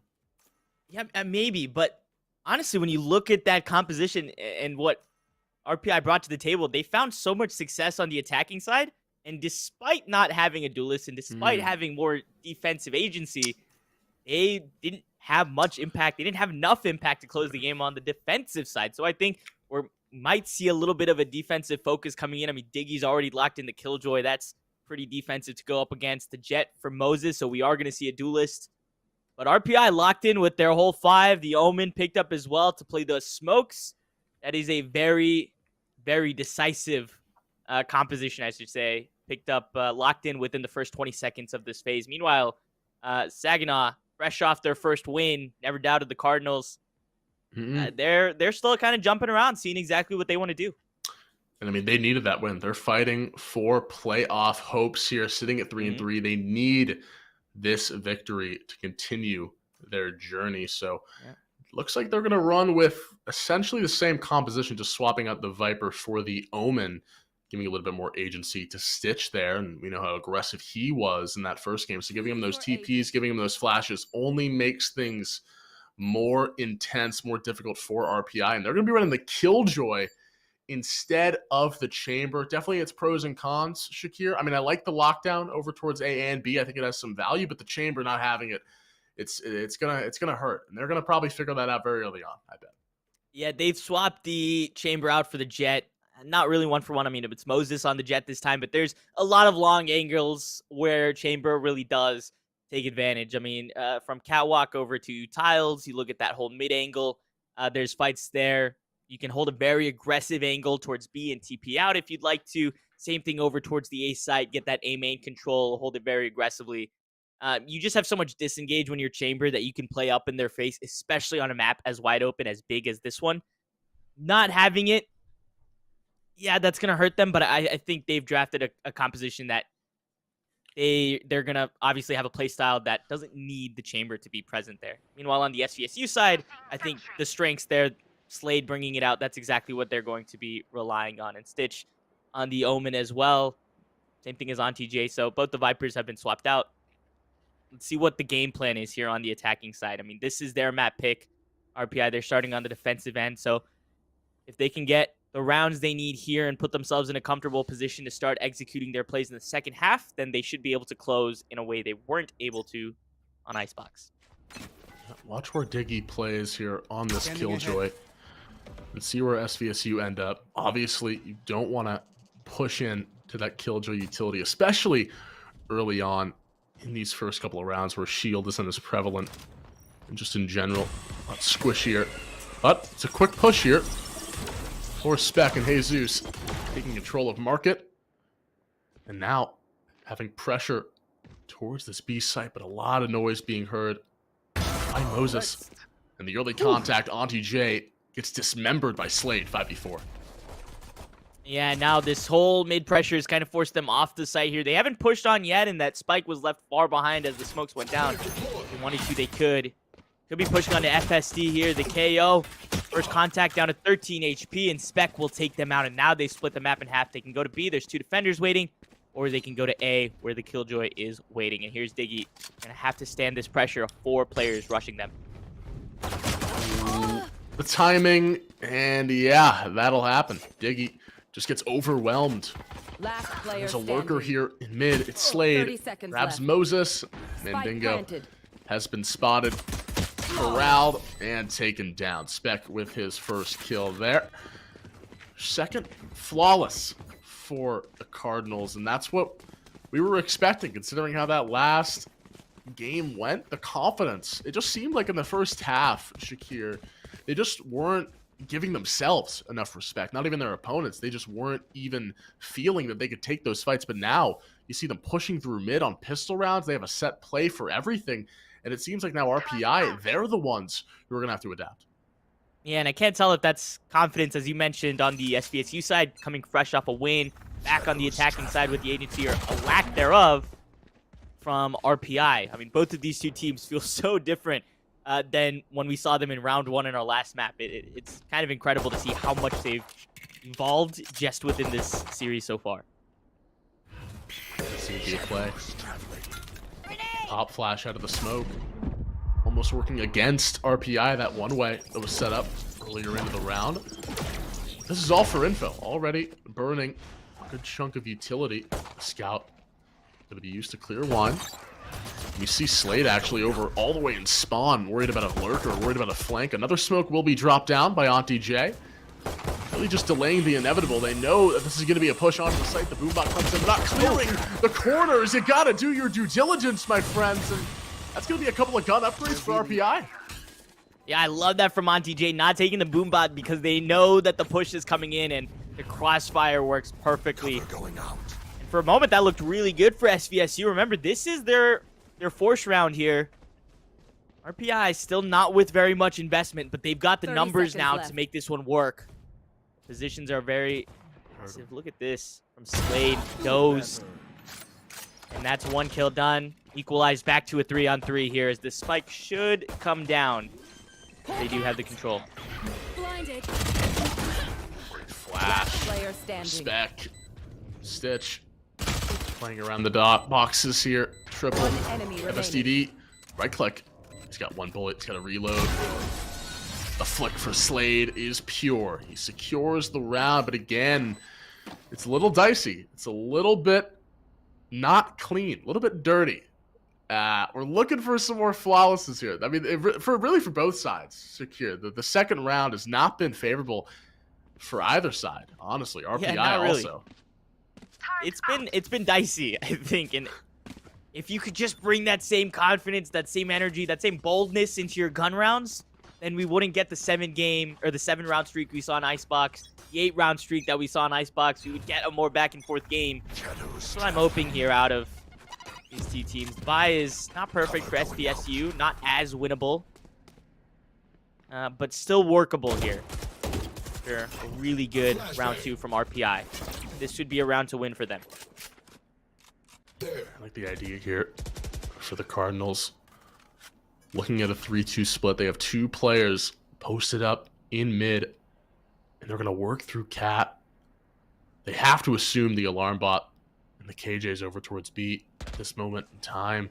And they're going to play this one slow. Owl Drone will spot it on DJ. A good piece of intel, but Mandingo gets a kill with the shock dart.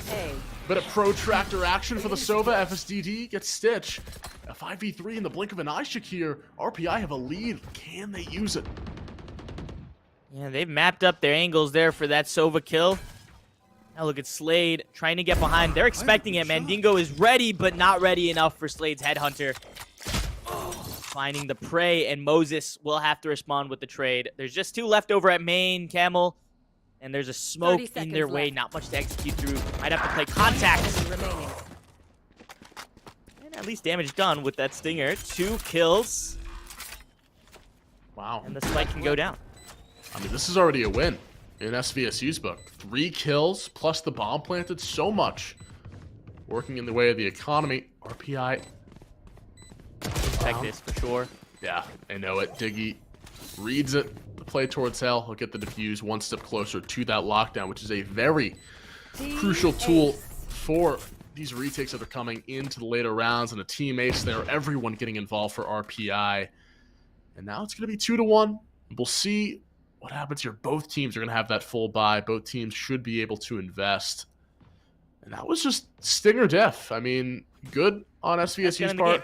Communicating, peeking together, and if you get the trades, just that easy. See now the Killjoy on Diggy has moved over to that B site after sticking 2 rounds over at A. That turret, unfortunately, did not find much impact in those opening rounds. But Diggy with 2 kills, not far from that lockdown. I'm sure we're going to see it on the defensive side. Slow pushes eventually.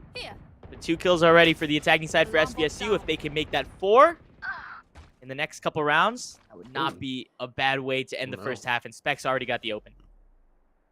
Spec is lit a fuse. He's come alive, but Slade Bulldog peeks the head for just 1 second too long, and FSTD will claim the kill. But Spec spotted him for a brief moment. There's the pop flash, the swing, the kill. Easy, but from behind, Auntie J stops him in his tracks, leaves things to the 3v3, but the Seekers are going to give a lot of info to SVSU, and they have the paranoia, the Omen teleport to go over towards A. There's no one on that site. Could be an option. They won't See what use they it. end up doing. Yeah, they're not going to do it. Out of charges. Maybe once they get that spike down. But what they haven't anticipated is that there is a player at A who's in a perfect place on TJ to stop this. And now they'll hear the noise. That'll be the call for the rotates, as that spike should get down with plenty of room. And Stitches joining as well with that TP. They're going to back up, and they're going to play over towards Wine. 1 player in hell. Really good setup here for the attack. And that smoke might actually be a benefit to the Cardinals. RPI really taking this one slow. They're going to have the flash from Auntie J. And that should be the go button for them, but it's too little, too late. Diggy will fall early into the combat. It's a 3v1. The swing out from Auntie J instantly dismantled. And a wicked push there for SVSU. They fake it to B, and A's the real target. The rotations from this Cardinals offense has been so fluid, and they've really picked it up over the last couple of rounds, and even going back to that game on Icebox. Yeah, and you get that freedom to go and rotate back and forth like that repeatedly by getting that mid control early in the rounds. I mean, in these first 4 rounds, there hasn't been much of a contest from the RPI side or mid control. I mean, right now they're stacking 3 towards B, 2 towards A. Nobody in mid, so there's an early flash for some contact. But if that push to mid wants to come, they can do it on the SVSU side. Early scout will be destroyed, but we know Spec, the aggression, and Diggy is destroyed. Mandingo will follow. It's a absolute firing squad, a death ball approaching on the B site, and it is a flawless round 4. The Cardinals, Jesus grabs 3. The showstopper is online, and right now the momentum clearly in the favor of the Cardinals, but this is the round here. Moses has the operator, Shakir. He is the one to watch for. He's going to be going cat, and he's just hoping that someone peeks him, because if they don't beat the op, then it's useless. Well, that's why you pick a Jet or somebody that can get up in your face and still disengage, is to give him the op to get that 1-shot, 1-kill. But, I mean, if you're SVSU, you have four rounds here. This is probably your minimum, right? You're looking for 4 rounds at a minimum. Anything from here on outwards, I think, is a win. If they get to 6, 7, 8, that's incredible on the attacking side here. He's going to peek this op first. Stitch does get the first kill. They still haven't faced the op.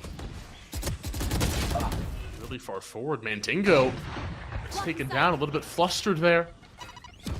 And the push through from SVSU, but Moses stands his ground, takes the kill on towards one of the initiators. No clear of wine. FSDD, he's going to have such a huge round here. He's going to be able to find one, but he can't find two. Doesn't have the trigger discipline to go for more, and it's a 1v3. Lockdown won't be invested, and RPI should be 1-5. Let's see if Diggy has anything to say about it. He'll take the peek out. Actually going to use the lockdown. He wants this round victory. He wants to force these players off. I'm sure they know that Ashton is low, 40 HP, but Slade is, before anything can even happen, going to come around and secure it. That is now the second round in this series that I can think of where FSD was gifted a golden opportunity to shut down a play and could not capitalize with that Vandal, with the stationary target, with the headshot. In that position, that's something that you expect to be able to secure. But when you're given so many targets, it can be hard to zero in. Absolutely. I mean, you have to think about so many things. It seems easy enough. You're looking, at two enemy players that aren't even looking at you, but you want to make sure you find and hit the right target first. If you don't, that can happen. It was only a 1-for-1, should have been more, but now moving into this next round, Diggy sees a ton of players moving in towards this B site. Already Spec taking an aggressive angle outside of CT. Diggy with a good kill, but doesn't matter.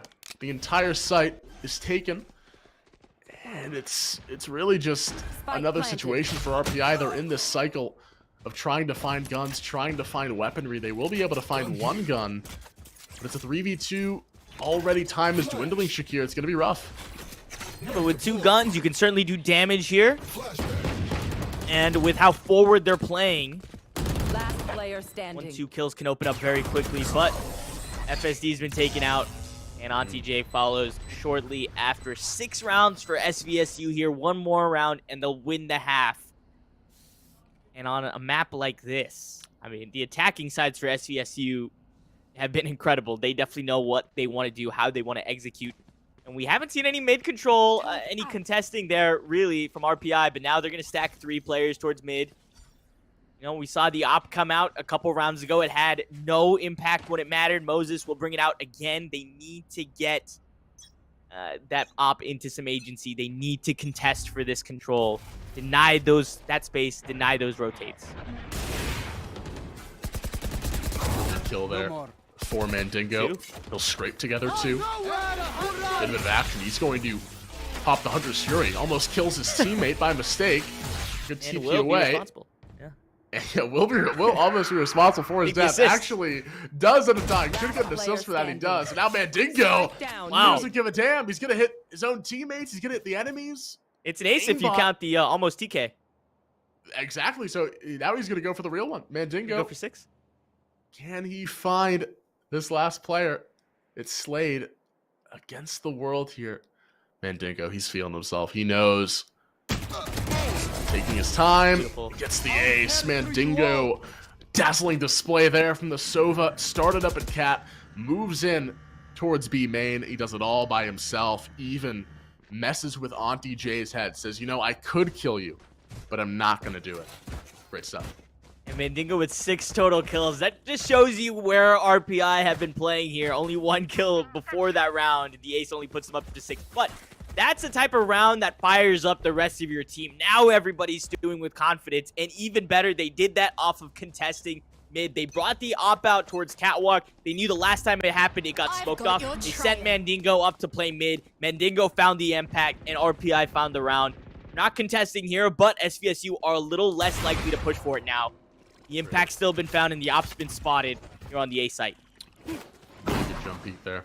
Forces Moses to reposition early away from A main. Look at the respect given from RPI, backing all the way into essentially heaven. Auntie J has the paranoia to flash away any unsuspecting player. He'll move forward, confident that he can find a player. He doesn't know how close they are, though. Slow and steady here. Do they suspect Auntie J to be this close? It doesn't seem like they do. They're not really clearing it. He sees a couple of these players. There's the first shot for Auntie J. Looking for the spray. He can't find two. But FSTD a good response, a good trade. It's a 4v2, and now SVSU in a bit of trouble. Tough miss. And Slade will capitalize. That's the op out of the equation. Last player A little more level. Slade with only 6 HP though. What can they do? Not much against the Phantom. This time FSD doesn't miss. And that's another on the board for RPI. So, yeah, the impact of that ace still felt. Less pressure on the attacking side towards mid. Maybe a little bit out of fear, maybe just out of their game plan, but certainly confidence brewing on the RPI camp. 2 rounds in a row for RPI. Bring this to a 3-6 contest, and that operator still in play. And SV did a good job last time with that early jump peak. We'll see if they're able to find it here, but they're pushing into an op and the Killjoy utility. It is not going to be fun. There's the first shot and the first dash from the Jet. Already forcing the issue is Spec, who takes himself right in to lane, but he's already taken to about 1 HP. He's got to be so careful pushing through. And the take in for Jesus. Diggy doesn't expect it. A Goomba stomping Raze takes the first kill of the round, and now the Cardinals in a great spot to take B. Spike planted. Dominant take here. 3 alive in the post plant for RPI. On a 2-round streak, looking for 3, and Auntie J doesn't expect that Spangle from Slade. Gets another with the Vandal, and now looking for the final kill. That's Moses with 2 kills already.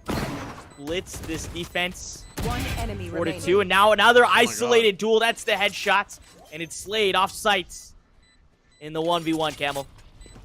1v1. Pushing forward. Does he suspect the player from stairs? He thought he went lane. It's a 50-50 Shakir, and it's the wrong guess. Moses, unfortunate. Great salvation, though. They're able to bring back, what was it, 3 kills. The operator does fall. That's going to hurt. Not going to be able to get that, and that's a big investment you lose, but I mean, you know, it's better than them having 4 guns and them just continuously cycling the economy and just having so much money that it's impossible to come back into the game. Fortunately, though, for RPI, only 2 rounds remaining in this first half, so should be able to buy this round and the next. Let's play. And it looks like it's going to be an 8th hit to start things off for the Cardinals.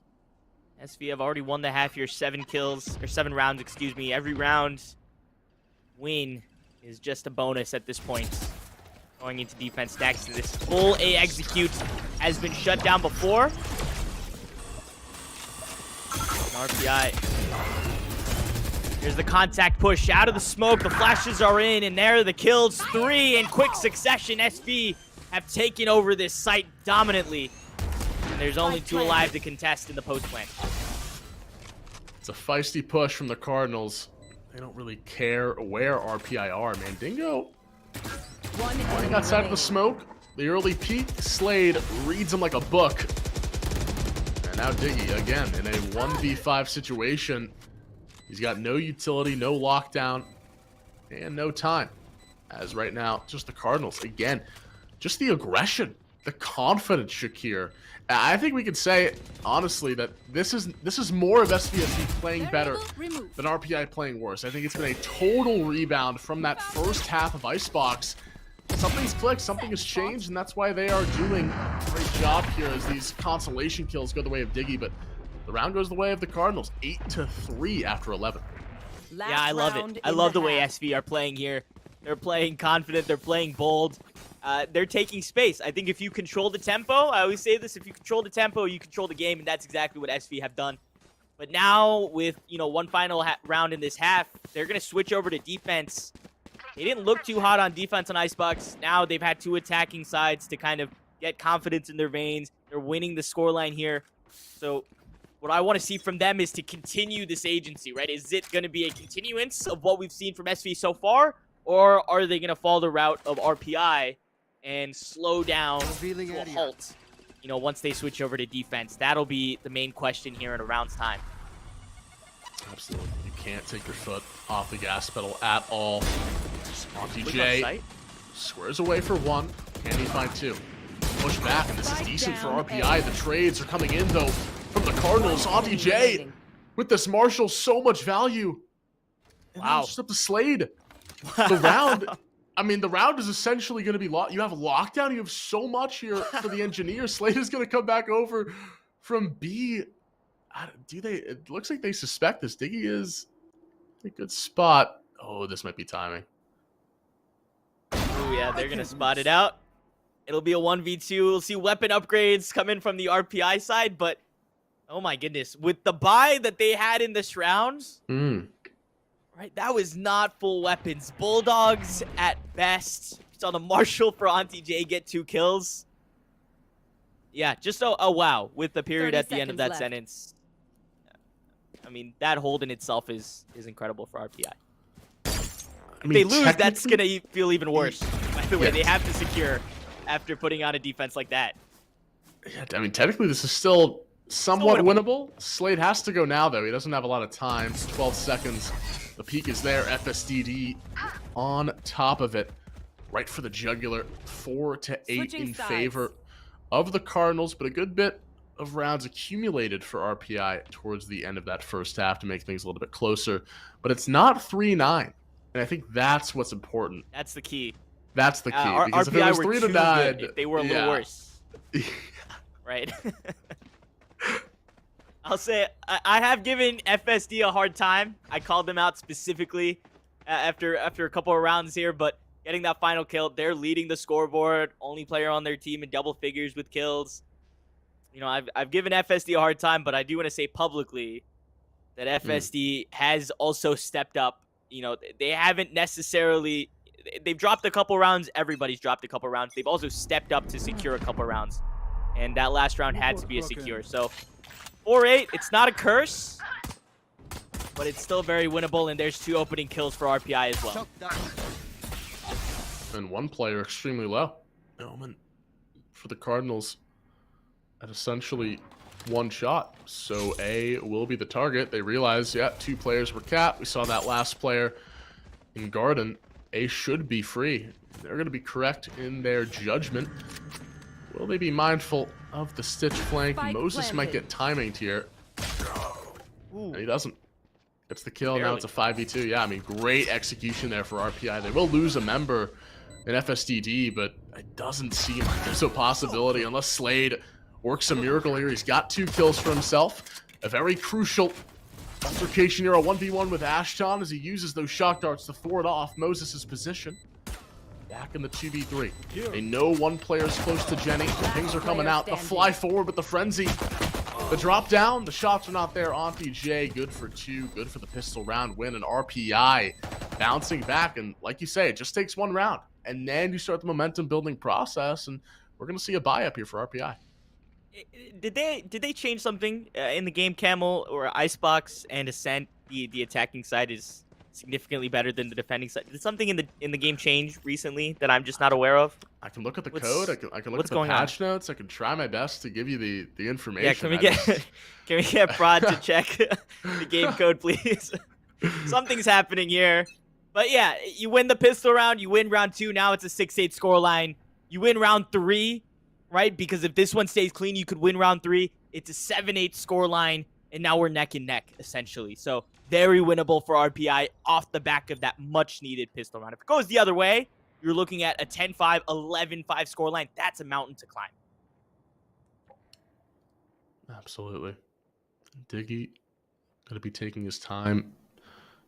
For the Cardinals, it's just about limiting the options that this offense has, trying to get as many kills as you can.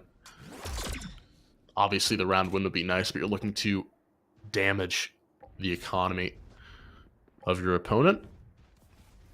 And this is a lot of respect here for RPI, waiting for the right moment to strike. A couple of pop shots there for Slade. Won't find too much luck. Loses half his HP bar in the process. And again, the rotation, they fake it B, they take it A, Shakir, and it's free every single time.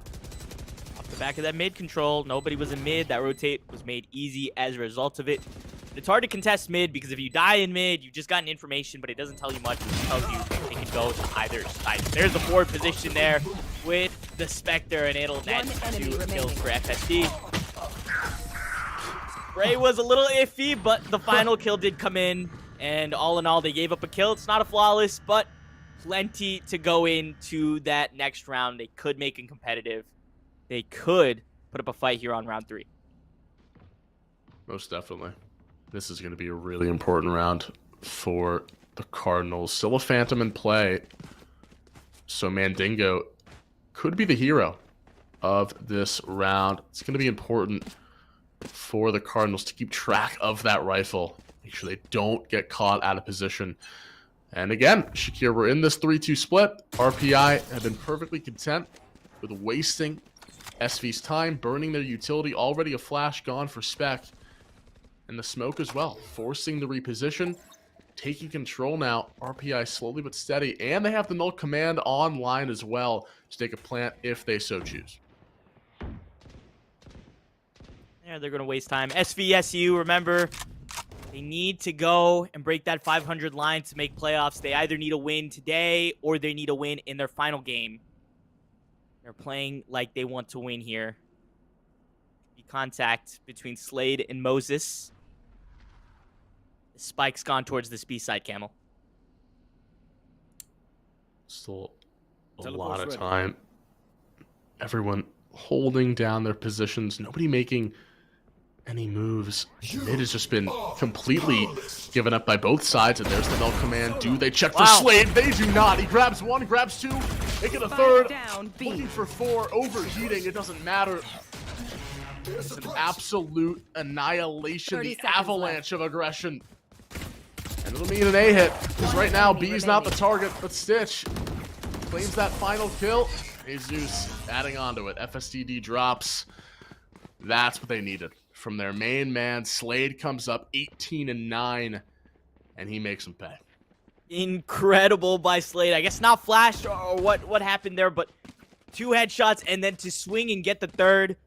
And then for RPI, they didn't have the mid control anymore. They just lost 3 players, so they couldn't confirm that they would have a safe rotate. Of course, they ran towards that A site, which would have been open. But that mid control had been contested. It was not an easy passageway. RPI here, 4 rounds away from a loss. And if they lose, they're up against the wall. They go home. Still have their playoffs alive, though, so it's not all for naught. Ooh. And there's the Phantom winning against the tour de force of Diggy. Yeah, Slade just, he had the TP. He just didn't think he needed to invest it that early on. Didn't expect the fast swing. Jesus, though, in a really good spot. Gives up the position with the paint shells. Boombot as well. Stitch, though, misses from Cat. Was able to grab that 1 kill, though. Boombot does go awry, but it's a 4v4 all tied up. RPI now have to recalibrate and figure out where they want to go. Well, the spike's on the A side, so they might have guessed correctly, but now they're backing away. 55 seconds. It's enough time to rotate, re-aggress towards B if they want to. And now this defense on SVSU, they've kind of leveled out here yet again. 2 players towards mid, 1 on B, 1 on A. And it's a passive hold, but looks like they'll play for this post plant. Excuse me, if that's the goal. That Recon Bolt won't find anything. And that could be the perfect window for RPI to strike. 30 seconds left. Looking to accelerate the knife, the dart, the smokes come through, and Ashton gets laid out through the smoke. FSDD grabs the kill, and along with that, they're going to grab the B site. This is looking good because you have the lockdown as well, Shakir to play with. It's going to be really difficult for the Cardinals to get back into this site if the lockdown is invested. RPI, 4 on the post plant. Happy to sit around here. No way in for SV. Flash will go through, but a smoke is blocking Jesus. He'll get the first kill. Mandingo over top, but Auntie J's up close and will push out. Meanwhile, Stitch will get a 3K, and SV, with no way in, have found the only window, and it's a 4K on the Omen to get to double figures.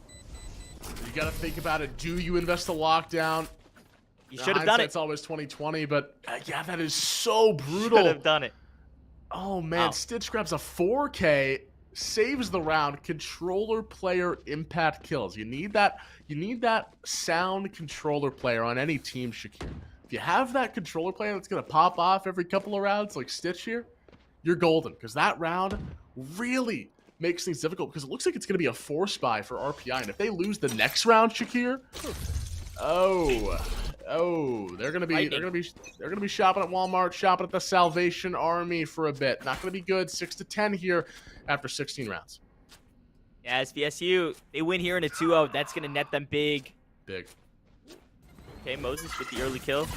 They're fighting for playoffs with this one. RPI is already qualified. RPI is fighting to go from number 19 in their rankings to number 5, which I'm sure will net them well in the postseason. Just because of the way the season is laid out. A lot of teams tied for 19th. A lot of teams tied for 5th. RPI would love to jump up there with a win here, but it looks like SVSU tournament life, postseason life, might give them a little extra motivation than it is RPI at the moment. All of this utility. Takes down Diggy. Has this flash waiting a little bit too long, though. Man, Diggy just pushes forward. Spec doesn't take it into consideration, but the spray through the wall. Ashton claims another kill. Both Omen ultimates available. The flank from Stitch. Stepping inside. Has the flash. Takes the space.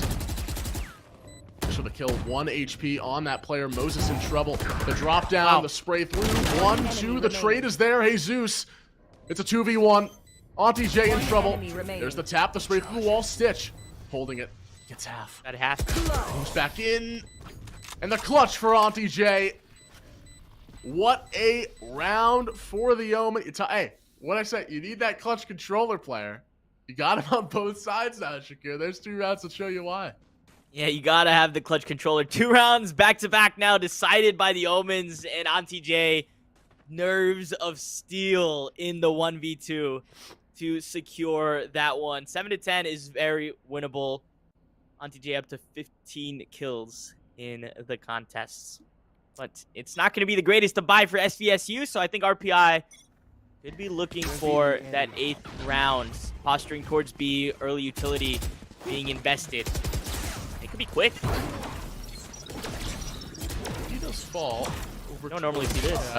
That'll be a gun upgrade. Ashton, though, gets picked off. He was the lone wolf on B. They will have a gun to take into this retake scenario, but it's going to be pretty rough. The Hunter's Fury invested into the round to really confirm it for the Engineers. Trying to work with what they got, but the flash is coming here from Spec. Do they anticipate it? They're both looking directly at it. It's going to be big. The flash in. Spec can only find a dig with the Stinger. It's not good enough. The spray through the wall. It's a 4v1, and Slade in a whole world of hurt. He'll be revealed. He'll be spotted. He'll be surrounded and attacked on numerous fronts. He'll be able to find 1 kill, but it's over Auntie J. 3K. And he's ballooned up to the top of the leaderboard here. 18, 14, and 6 for the Omen after 18 rounds, and now a very crucial round coming up for the defense. They need this one if they want to stay in this economy-wise. Yeah, for a moment, my heart kind of paused there in that last round. I got a flashback to about 3 rounds ago when RPI was in the exact same situation. Numbers advantage, spike planted, a lot of utility to work with, and yet somehow SVSU and Stitch had a 4K to win that round. And I thought for a moment that was going to happen again. That was a must-win round for their confidence. They've now put that behind them, and they're pushing quick to this A site. Here we go. Do they account for Spec? That was last time in hell. Spots multiple players, somehow gets 2, and Stitch again! The cleanup crew coming in, 2 kills for Stitch and the Omen. Popping off, clutch controller action. Angels fly forward. Moses dipping out of the engagement. The Boombot, he's revealed, he's spotted. A rumbling of utility. And Ashton takes the kill with the shock dart. 11th round for the Cardinals. And we are going to see a replay of how that retake transpired. Shakir, break it down for me. What'd you see? Yeah, they went quick into B last time, and it worked so well. They tried to do it in A again, but Spec is hiding in Hell. Stitch is hiding there in Garden, and the swings just come out right after they've already taken the site, right after they think they've already cleared the angles. And so they're not necessarily expecting those aggressive looks. That's the confidence that SVSU are playing with right now on the defense. They shut it down very quickly there. And RPI, what should have been a good round for them, the way they executed on that, just doesn't pan out the way they needed to. And now it's a full buy here. SVSU, they win here. It's map series points, and FSD starts them on the right direction, though. The Marshall headshot to open it up, and mid-control given to RPI. That must have been a crazy shot. I think he popped the showstopper. He might have been in the air. That was a headshot. I don't know, but we'll just give him the benefit of the doubt. Great shot there. See that replay at the end? For FSDD. Will it lead to anything, though? RPI still stagnant in mid. They're waiting for more intel. You have 3 ultimates, Shakir, on the side of the Cardinals. Still a lot of resources. Yeah, especially in this scenario. We'll see what RPI end up doing. A lot of options, limitless here. They can go mid, they can go A. It looks like they want to take over A, but Spec is lying in wait. Just about dodge away from the Owl drone. Wow. Looking towards Wine, the timing. Did they see him? I don't think they did. They're going to push forward. Spec has a great angle on this if he knows it. 30 seconds left. Yeah, but I don't know if Spec can have impact here on the post plant. That's 1 kill done. Spike not denied. Oh, it actually is. And Stitch in a great spot as well, getting an opening kill. 3v3, so now we're level again in terms of numbers. Hunter's Fury forces out Diggy. Stitch will take the kill. Auntie J lurking in the shadows of hell. Do they clear it? Don't actually, because the Aldrin doesn't make it in time, but the damage is there for Stitch and Slade. Corresponding kills simultaneously, gifting the round over to themselves, and the Cardinals now on match point here. Their playoff hopes rest on this last round potentially for them, and they've had a great defensive hold. It's been back and forth, but they've been able to limit Moses here on this jet. They've been able to limit FSDD. They haven't been able to go for a lot of these flash dash plays. And now backs are against the wall. Shakir, where do you want to see RPI go with this push? You want to see the default? You want to see a fast hit? What do you want to know? Well, the fast hits have been pretty hit or miss, I should say. Yeah. In terms of 2 rounds ago, it worked and they netted B, but it was still a very close round. Last round, or excuse me, 2 rounds ago, they went towards A and it didn't work. I think they have to play exactly like they did in last round. Get the opening pick. But their executes, they have to be a lot cleaner than what they are. Here's the opening swing from Spec. Nobody dies, but that's a lot of info that 2 players are over there towards main. Still 90 seconds to work with. RPI series points on the line here. I should say the series in general on the line. Everything has come to a stop. Almost soothing, just waiting for somebody to make a play. A couple of shots here for Moses, just trying to research this B site, figure out where these players are. Smokes will go down towards B main. And you're already at 50 seconds. They're still concerned even a player lurked up into logs. That's an early TP as well. That was just checking over towards A main. They're worried about that default Shakir, and this should give them all the information they need. 3 players here towards B. Lockdown comes in, but I don't know how much impact it's going to have because they're ready for it. And that Stitch opening, FSD is done. They're down in numbers, RPI, and now the execute will come in.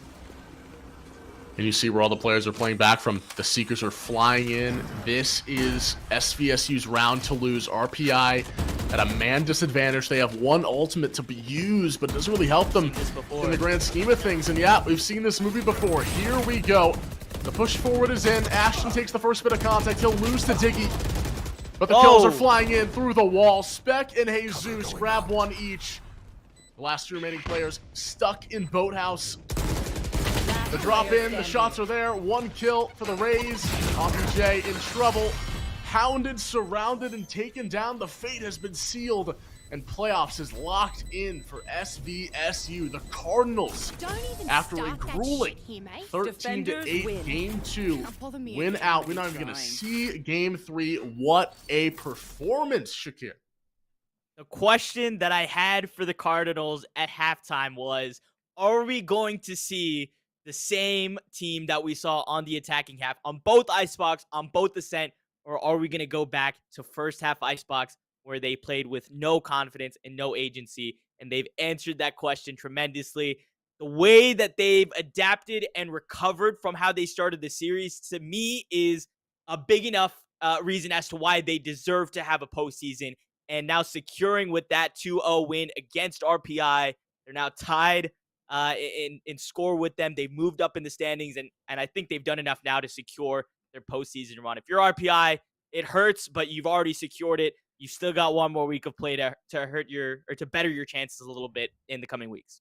Right, but definitely want to see these two teams rematch again in the playoffs when it actually matters. That would be an even better game, honestly. I mean, considering that, you know, RPI didn't really have to play for anything, what we got was something special, even though it was only 2 games. And now we're going to try and find an interview with one of these players. Hopefully, they'll be willing to speak with us. But until then, as we search, we're going to go to a quick break. When we come back, hopefully an interview with one of the SVSU players. Don't go anywhere.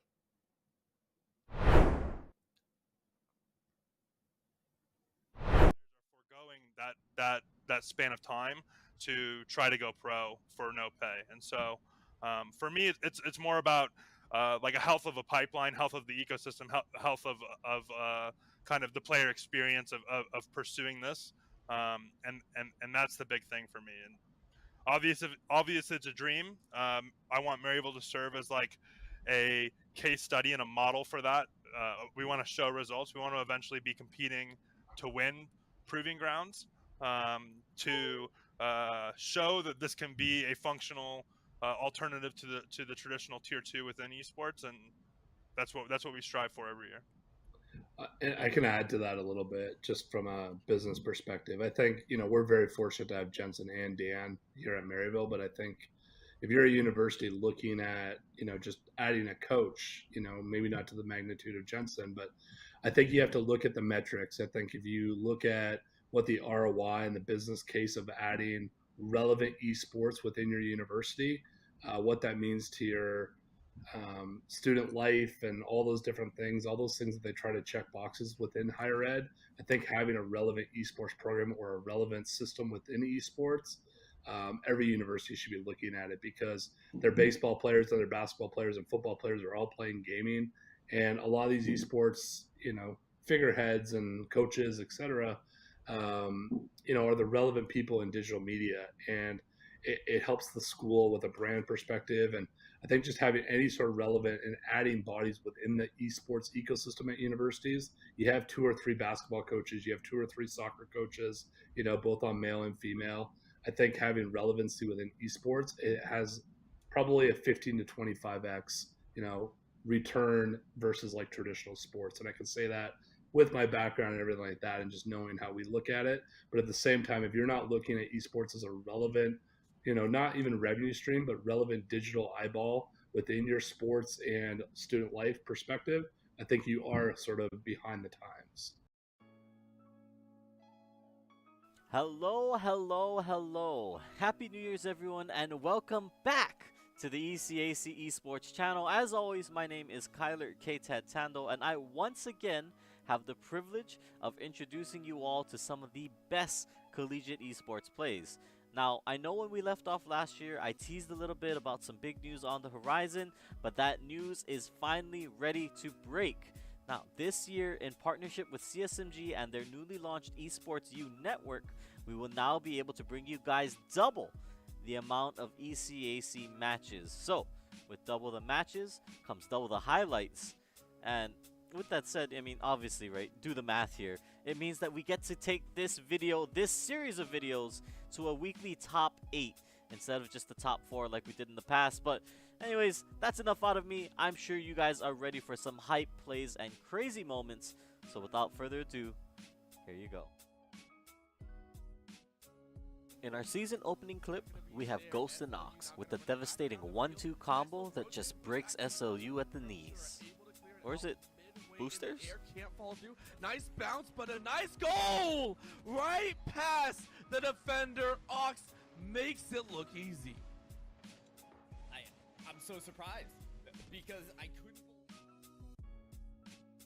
At number 7, Rafam pounds his chest and decrees that he is the strongest in the jungle with this sick 3K to flip the point. The arms and keeps everyone alive through that. Amplification Matrix came through, but we didn't get the same benefit that we saw last time with the Amplified Fire Strike. Instead is Angry Monkey time from the fan with a 3K. Call that the Primal Blade. As our first Smash play of the year, it's the clean 9 stock from Hydra to lock down New Jersey City's 2-0 win against Husson. As they go for that kill confirm again, it's not going to connect this time, but there it is, just waiting on the platform for the spike, and JCU cleaning up in their signature style. Hydra leading the charge all the way home. Next up, it's every shorty player's dream, and what's going to be a nightmare for University at Albany. Up close and personal. This is the one player who's got a chance with his read. What about timing here? So step forward now into the angle. Certainly good for one. There's the one. No one's reswung. He's reloaded. This never happens to a shorty player. Nebula's up now as well. In our next clip, who needs teammates when you've got a wall? Grim surely doesn't. Snaps and passes. They tried their best, and that is an open goal. But unfortunately, out the top, it's going to be the header in. Tit for tat. Grim takes it in on their own. Ooh, spicy little double tap right there. You saw him looking for it, but that's not an easy read. Rounding out our top 3, it wouldn't be a highlight video without our first ace of the season. D. Duraco, this one's for you. Enjoy. Cake out GSB. A great shot there. Oh, Rocco, a deep push coming from the back for an ace. Rocco looking for one of their own. There's going to be a 4K already coming through. Now a 2v1. The hard rotate through and the kill. Ace. Rocco picking up the ace early and securing a true single-player dominance. In our runner-up spot, AZ Tropical has a bunch of things to do in this clip. The SD into... Well, he's got a lot. Just take a look. All right, 2 stocks to 6 for the Fanshawe team. Starting off strong, 45%, 54 uncontested. Let's see what Andy has to offer, because right now he's getting duffed by the Street Fighter. Ooh, very good option coverage with those up tilts, but you're going to get jabbed once, and there's the uppercut right there, sent straight off the top. AZ Tropical now battling it out on Yoshi's story. It's looking kind of tough.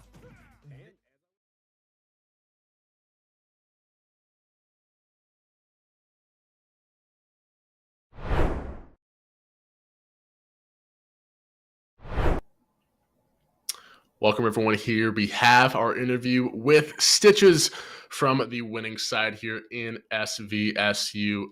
And thank you so much for joining us, taking the time out of your very busy schedule, I can only assume, for this interview. First question I got to ask, a couple 9-3 curses here and there. It happens to everyone. We get it. What are the comms, at least for you guys, whoever the IGL is on this roster? Is it a collective effort? What are we saying when we're down 9-3 when things aren't going your way? Well, in our hearts, we knew there's a reason we picked Icebox. It's our best map. We typically like to think that our defense side is better than our attack, but I mean, they chose attack first, which means they were comfortable with it, but we just knew that, it's our map pick. This is our best map. We knew that we would always win out in the end, no matter what. Nice. I mean, with this win, and it was not an easy win, but it was a 2-0 nonetheless, you guys have secured yourselves a postseason. What's the emotions going through the team, and what does the rest of the season look like, knowing that there is more to come? Oh, man, I can't even describe how loud our pop-off was. Like, we were cheering for, 30 seconds to a minute. After we won the first game, oh, man, it got loud. But, just because we made it to playoffs doesn't mean that it's over yet. We're going to keep on practicing, keep on trying our hardest, right? We're not just done with making it to playoffs. We want to try as hard as we can to keep on playing. So. Absolutely. And to transition it, a serious question to a more laid-back question. Give you this one. Favorite Vandal, favorite Phantom skin. You got one choice the rest of your life on this planet Earth, Stitch. I need to know, what is it going to be? So definitely for Phantom, you gotta go Champions. I know a lot of people think it's worse than the Vandal, but it's better. Trust me. For Vandal, it's a toss-up. I think I gotta go. I mean, I was repping it today, but definitely the Tree Vandal, Guy's Vengeance. I just want to add an extra side note to this. If you think Reaver's a good skin, you might need to be institutionalized. It's not. Ooh. What's the colorway for the guy's Vengeance? Oh, Vandal? blue, Which blue, color? all the way. All right, my man. Matches my plat buddy quite well. All right, man. One final question for me. We looked up on Wikipedia and we saw RPI had a school chant in the 1980s. Very mathematical, very long.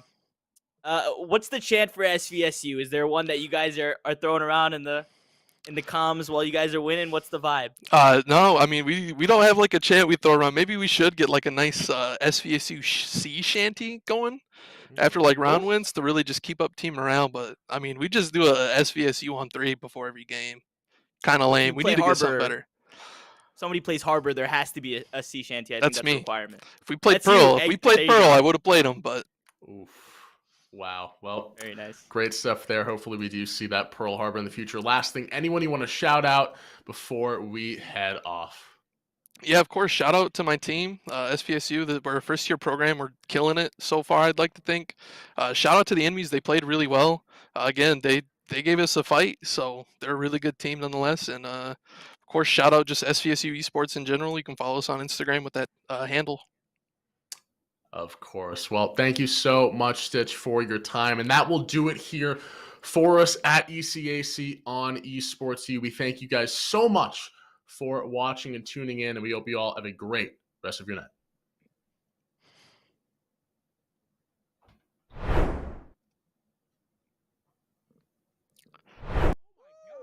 Getting dared right in the face.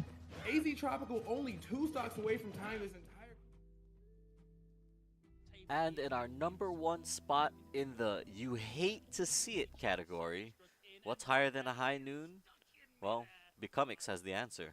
Trade out Leo Leon here. However, Key Universe making important and inexorable progress. Leo Rafam taking a lot of damage, and it's Becomix finding 3 on the way down. Down goes Duck, and this is looking like an absolute rout for Keen University. Muskingum University just found lacking in points.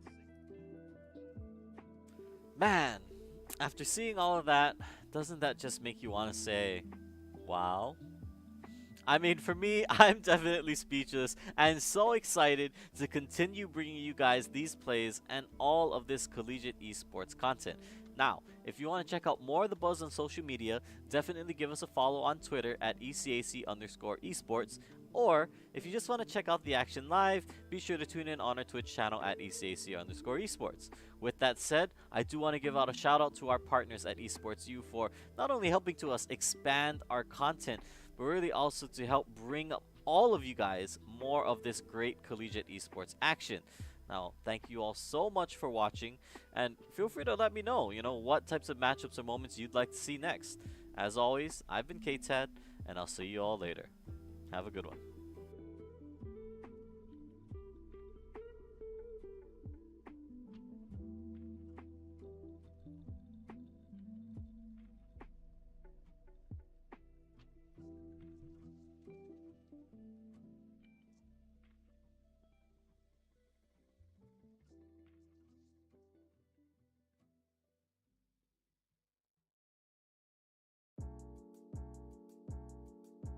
Hey guys, KTAD here, and welcome back to the ECAC Top Plays of the Week video. We're in week number 7, and trust me when I tell you, things have only been heating up. These teams are fighting for a chance to make it into the playoffs, and because of that, I mean, there's so much crazy action to get into, and, don't take my word for it. Let's check out the plays. Starting us off, it's a play that'll have you asking yourself, how did he do that? As Melee juggles and ping-pongs blighted right off the stage. Because the projectiles are so ever-present, that reflector right there that you just saw is going to be in the back of Melee's mind throughout this set. But right now, Melee's doing a good job of getting around it, has the percent lead, and make it 64 right now on blighted stock. It's still being worked away at the combo setup. At number 7, Red Ninja is just cleaning up the West as he gets this nice 3K to cap off the series. Had a lot of fun with it too. How does that win? I don't know. How does that in any world? How does that possibly win? Here's what I can say, right? You have Big J5 running around in the back line on Roadhog just trying to cause havoc, right? You have a Symmetra teleporting all over the place. Up next, there might just be a fourth member on the squad of RPI as the corner comes in clutch to take them to game number 5. It's about as good as you're going to see for a team play off the corner wall, and RPI takes a 3-goal lead. And with that, we have the fastest goal in this matchup so far. We started off with the quickest goal, the least amount of time. Okay, spoiler for your intro this time. Someone gets a 4K clutch in this round. You just have to guess who. I feel like the first time we've seen A-side, now it's going to be Wukian with that immediate elimination onto Relay, making it a 5-4, but Optor might be able to, will find the elimination onto Louis, tying things back up. Not for long. Wukian with that operator takes out Safari, a real powerhouse player, has to kiss this round goodbye. UK, they're 3 rounds away, winning their 3rd round and almost tying us back up. What a shot from Wukian there. It's going to be the Blade Storm taken offline by that KO Blade. Even without that Blade Storm, they may be able to win this one. Brown Baller with the 3. Can he find the 4? Jag? No, it's the right click that puts him in. Wukian with a 4K of his own to win Kentucky's.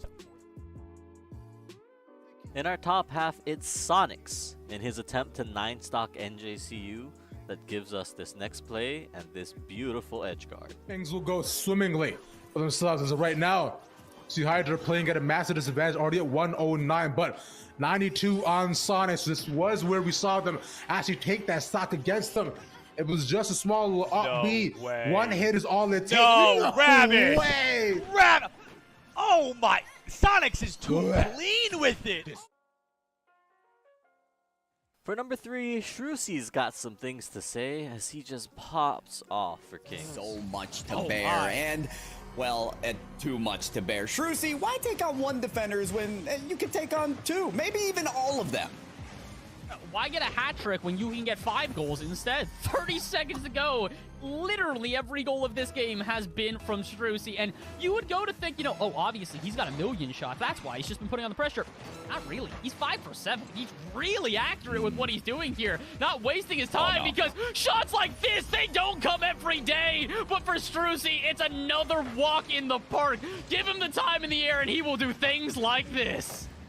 Somebody call it. Somebody call it. This is unfair. And in second place this week, it's the perfectly timed EMP into self-destruct combo that completely wipes out Wichita State in the opening map against Johnson and wins. Self-destruct is there. Gentalian and Rogue combining for a massive fight win right there. 95%.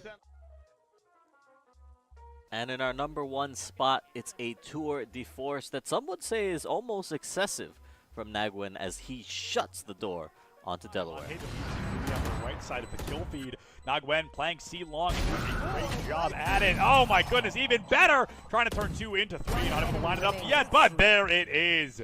That tour de force is a tour de force to be reckoned with. Nagwen taking out 4 to win the 7th round for UK. All right, and that is it. Now, I mean, what did I tell you guys? Things are only getting crazier and crazier, and with this wrapping up, that means there's only 1 more of these videos left to make. That means there's only 4 more weeks of playoffs left on the table that's going to be starting up in just a little bit, and I mean, what a crazy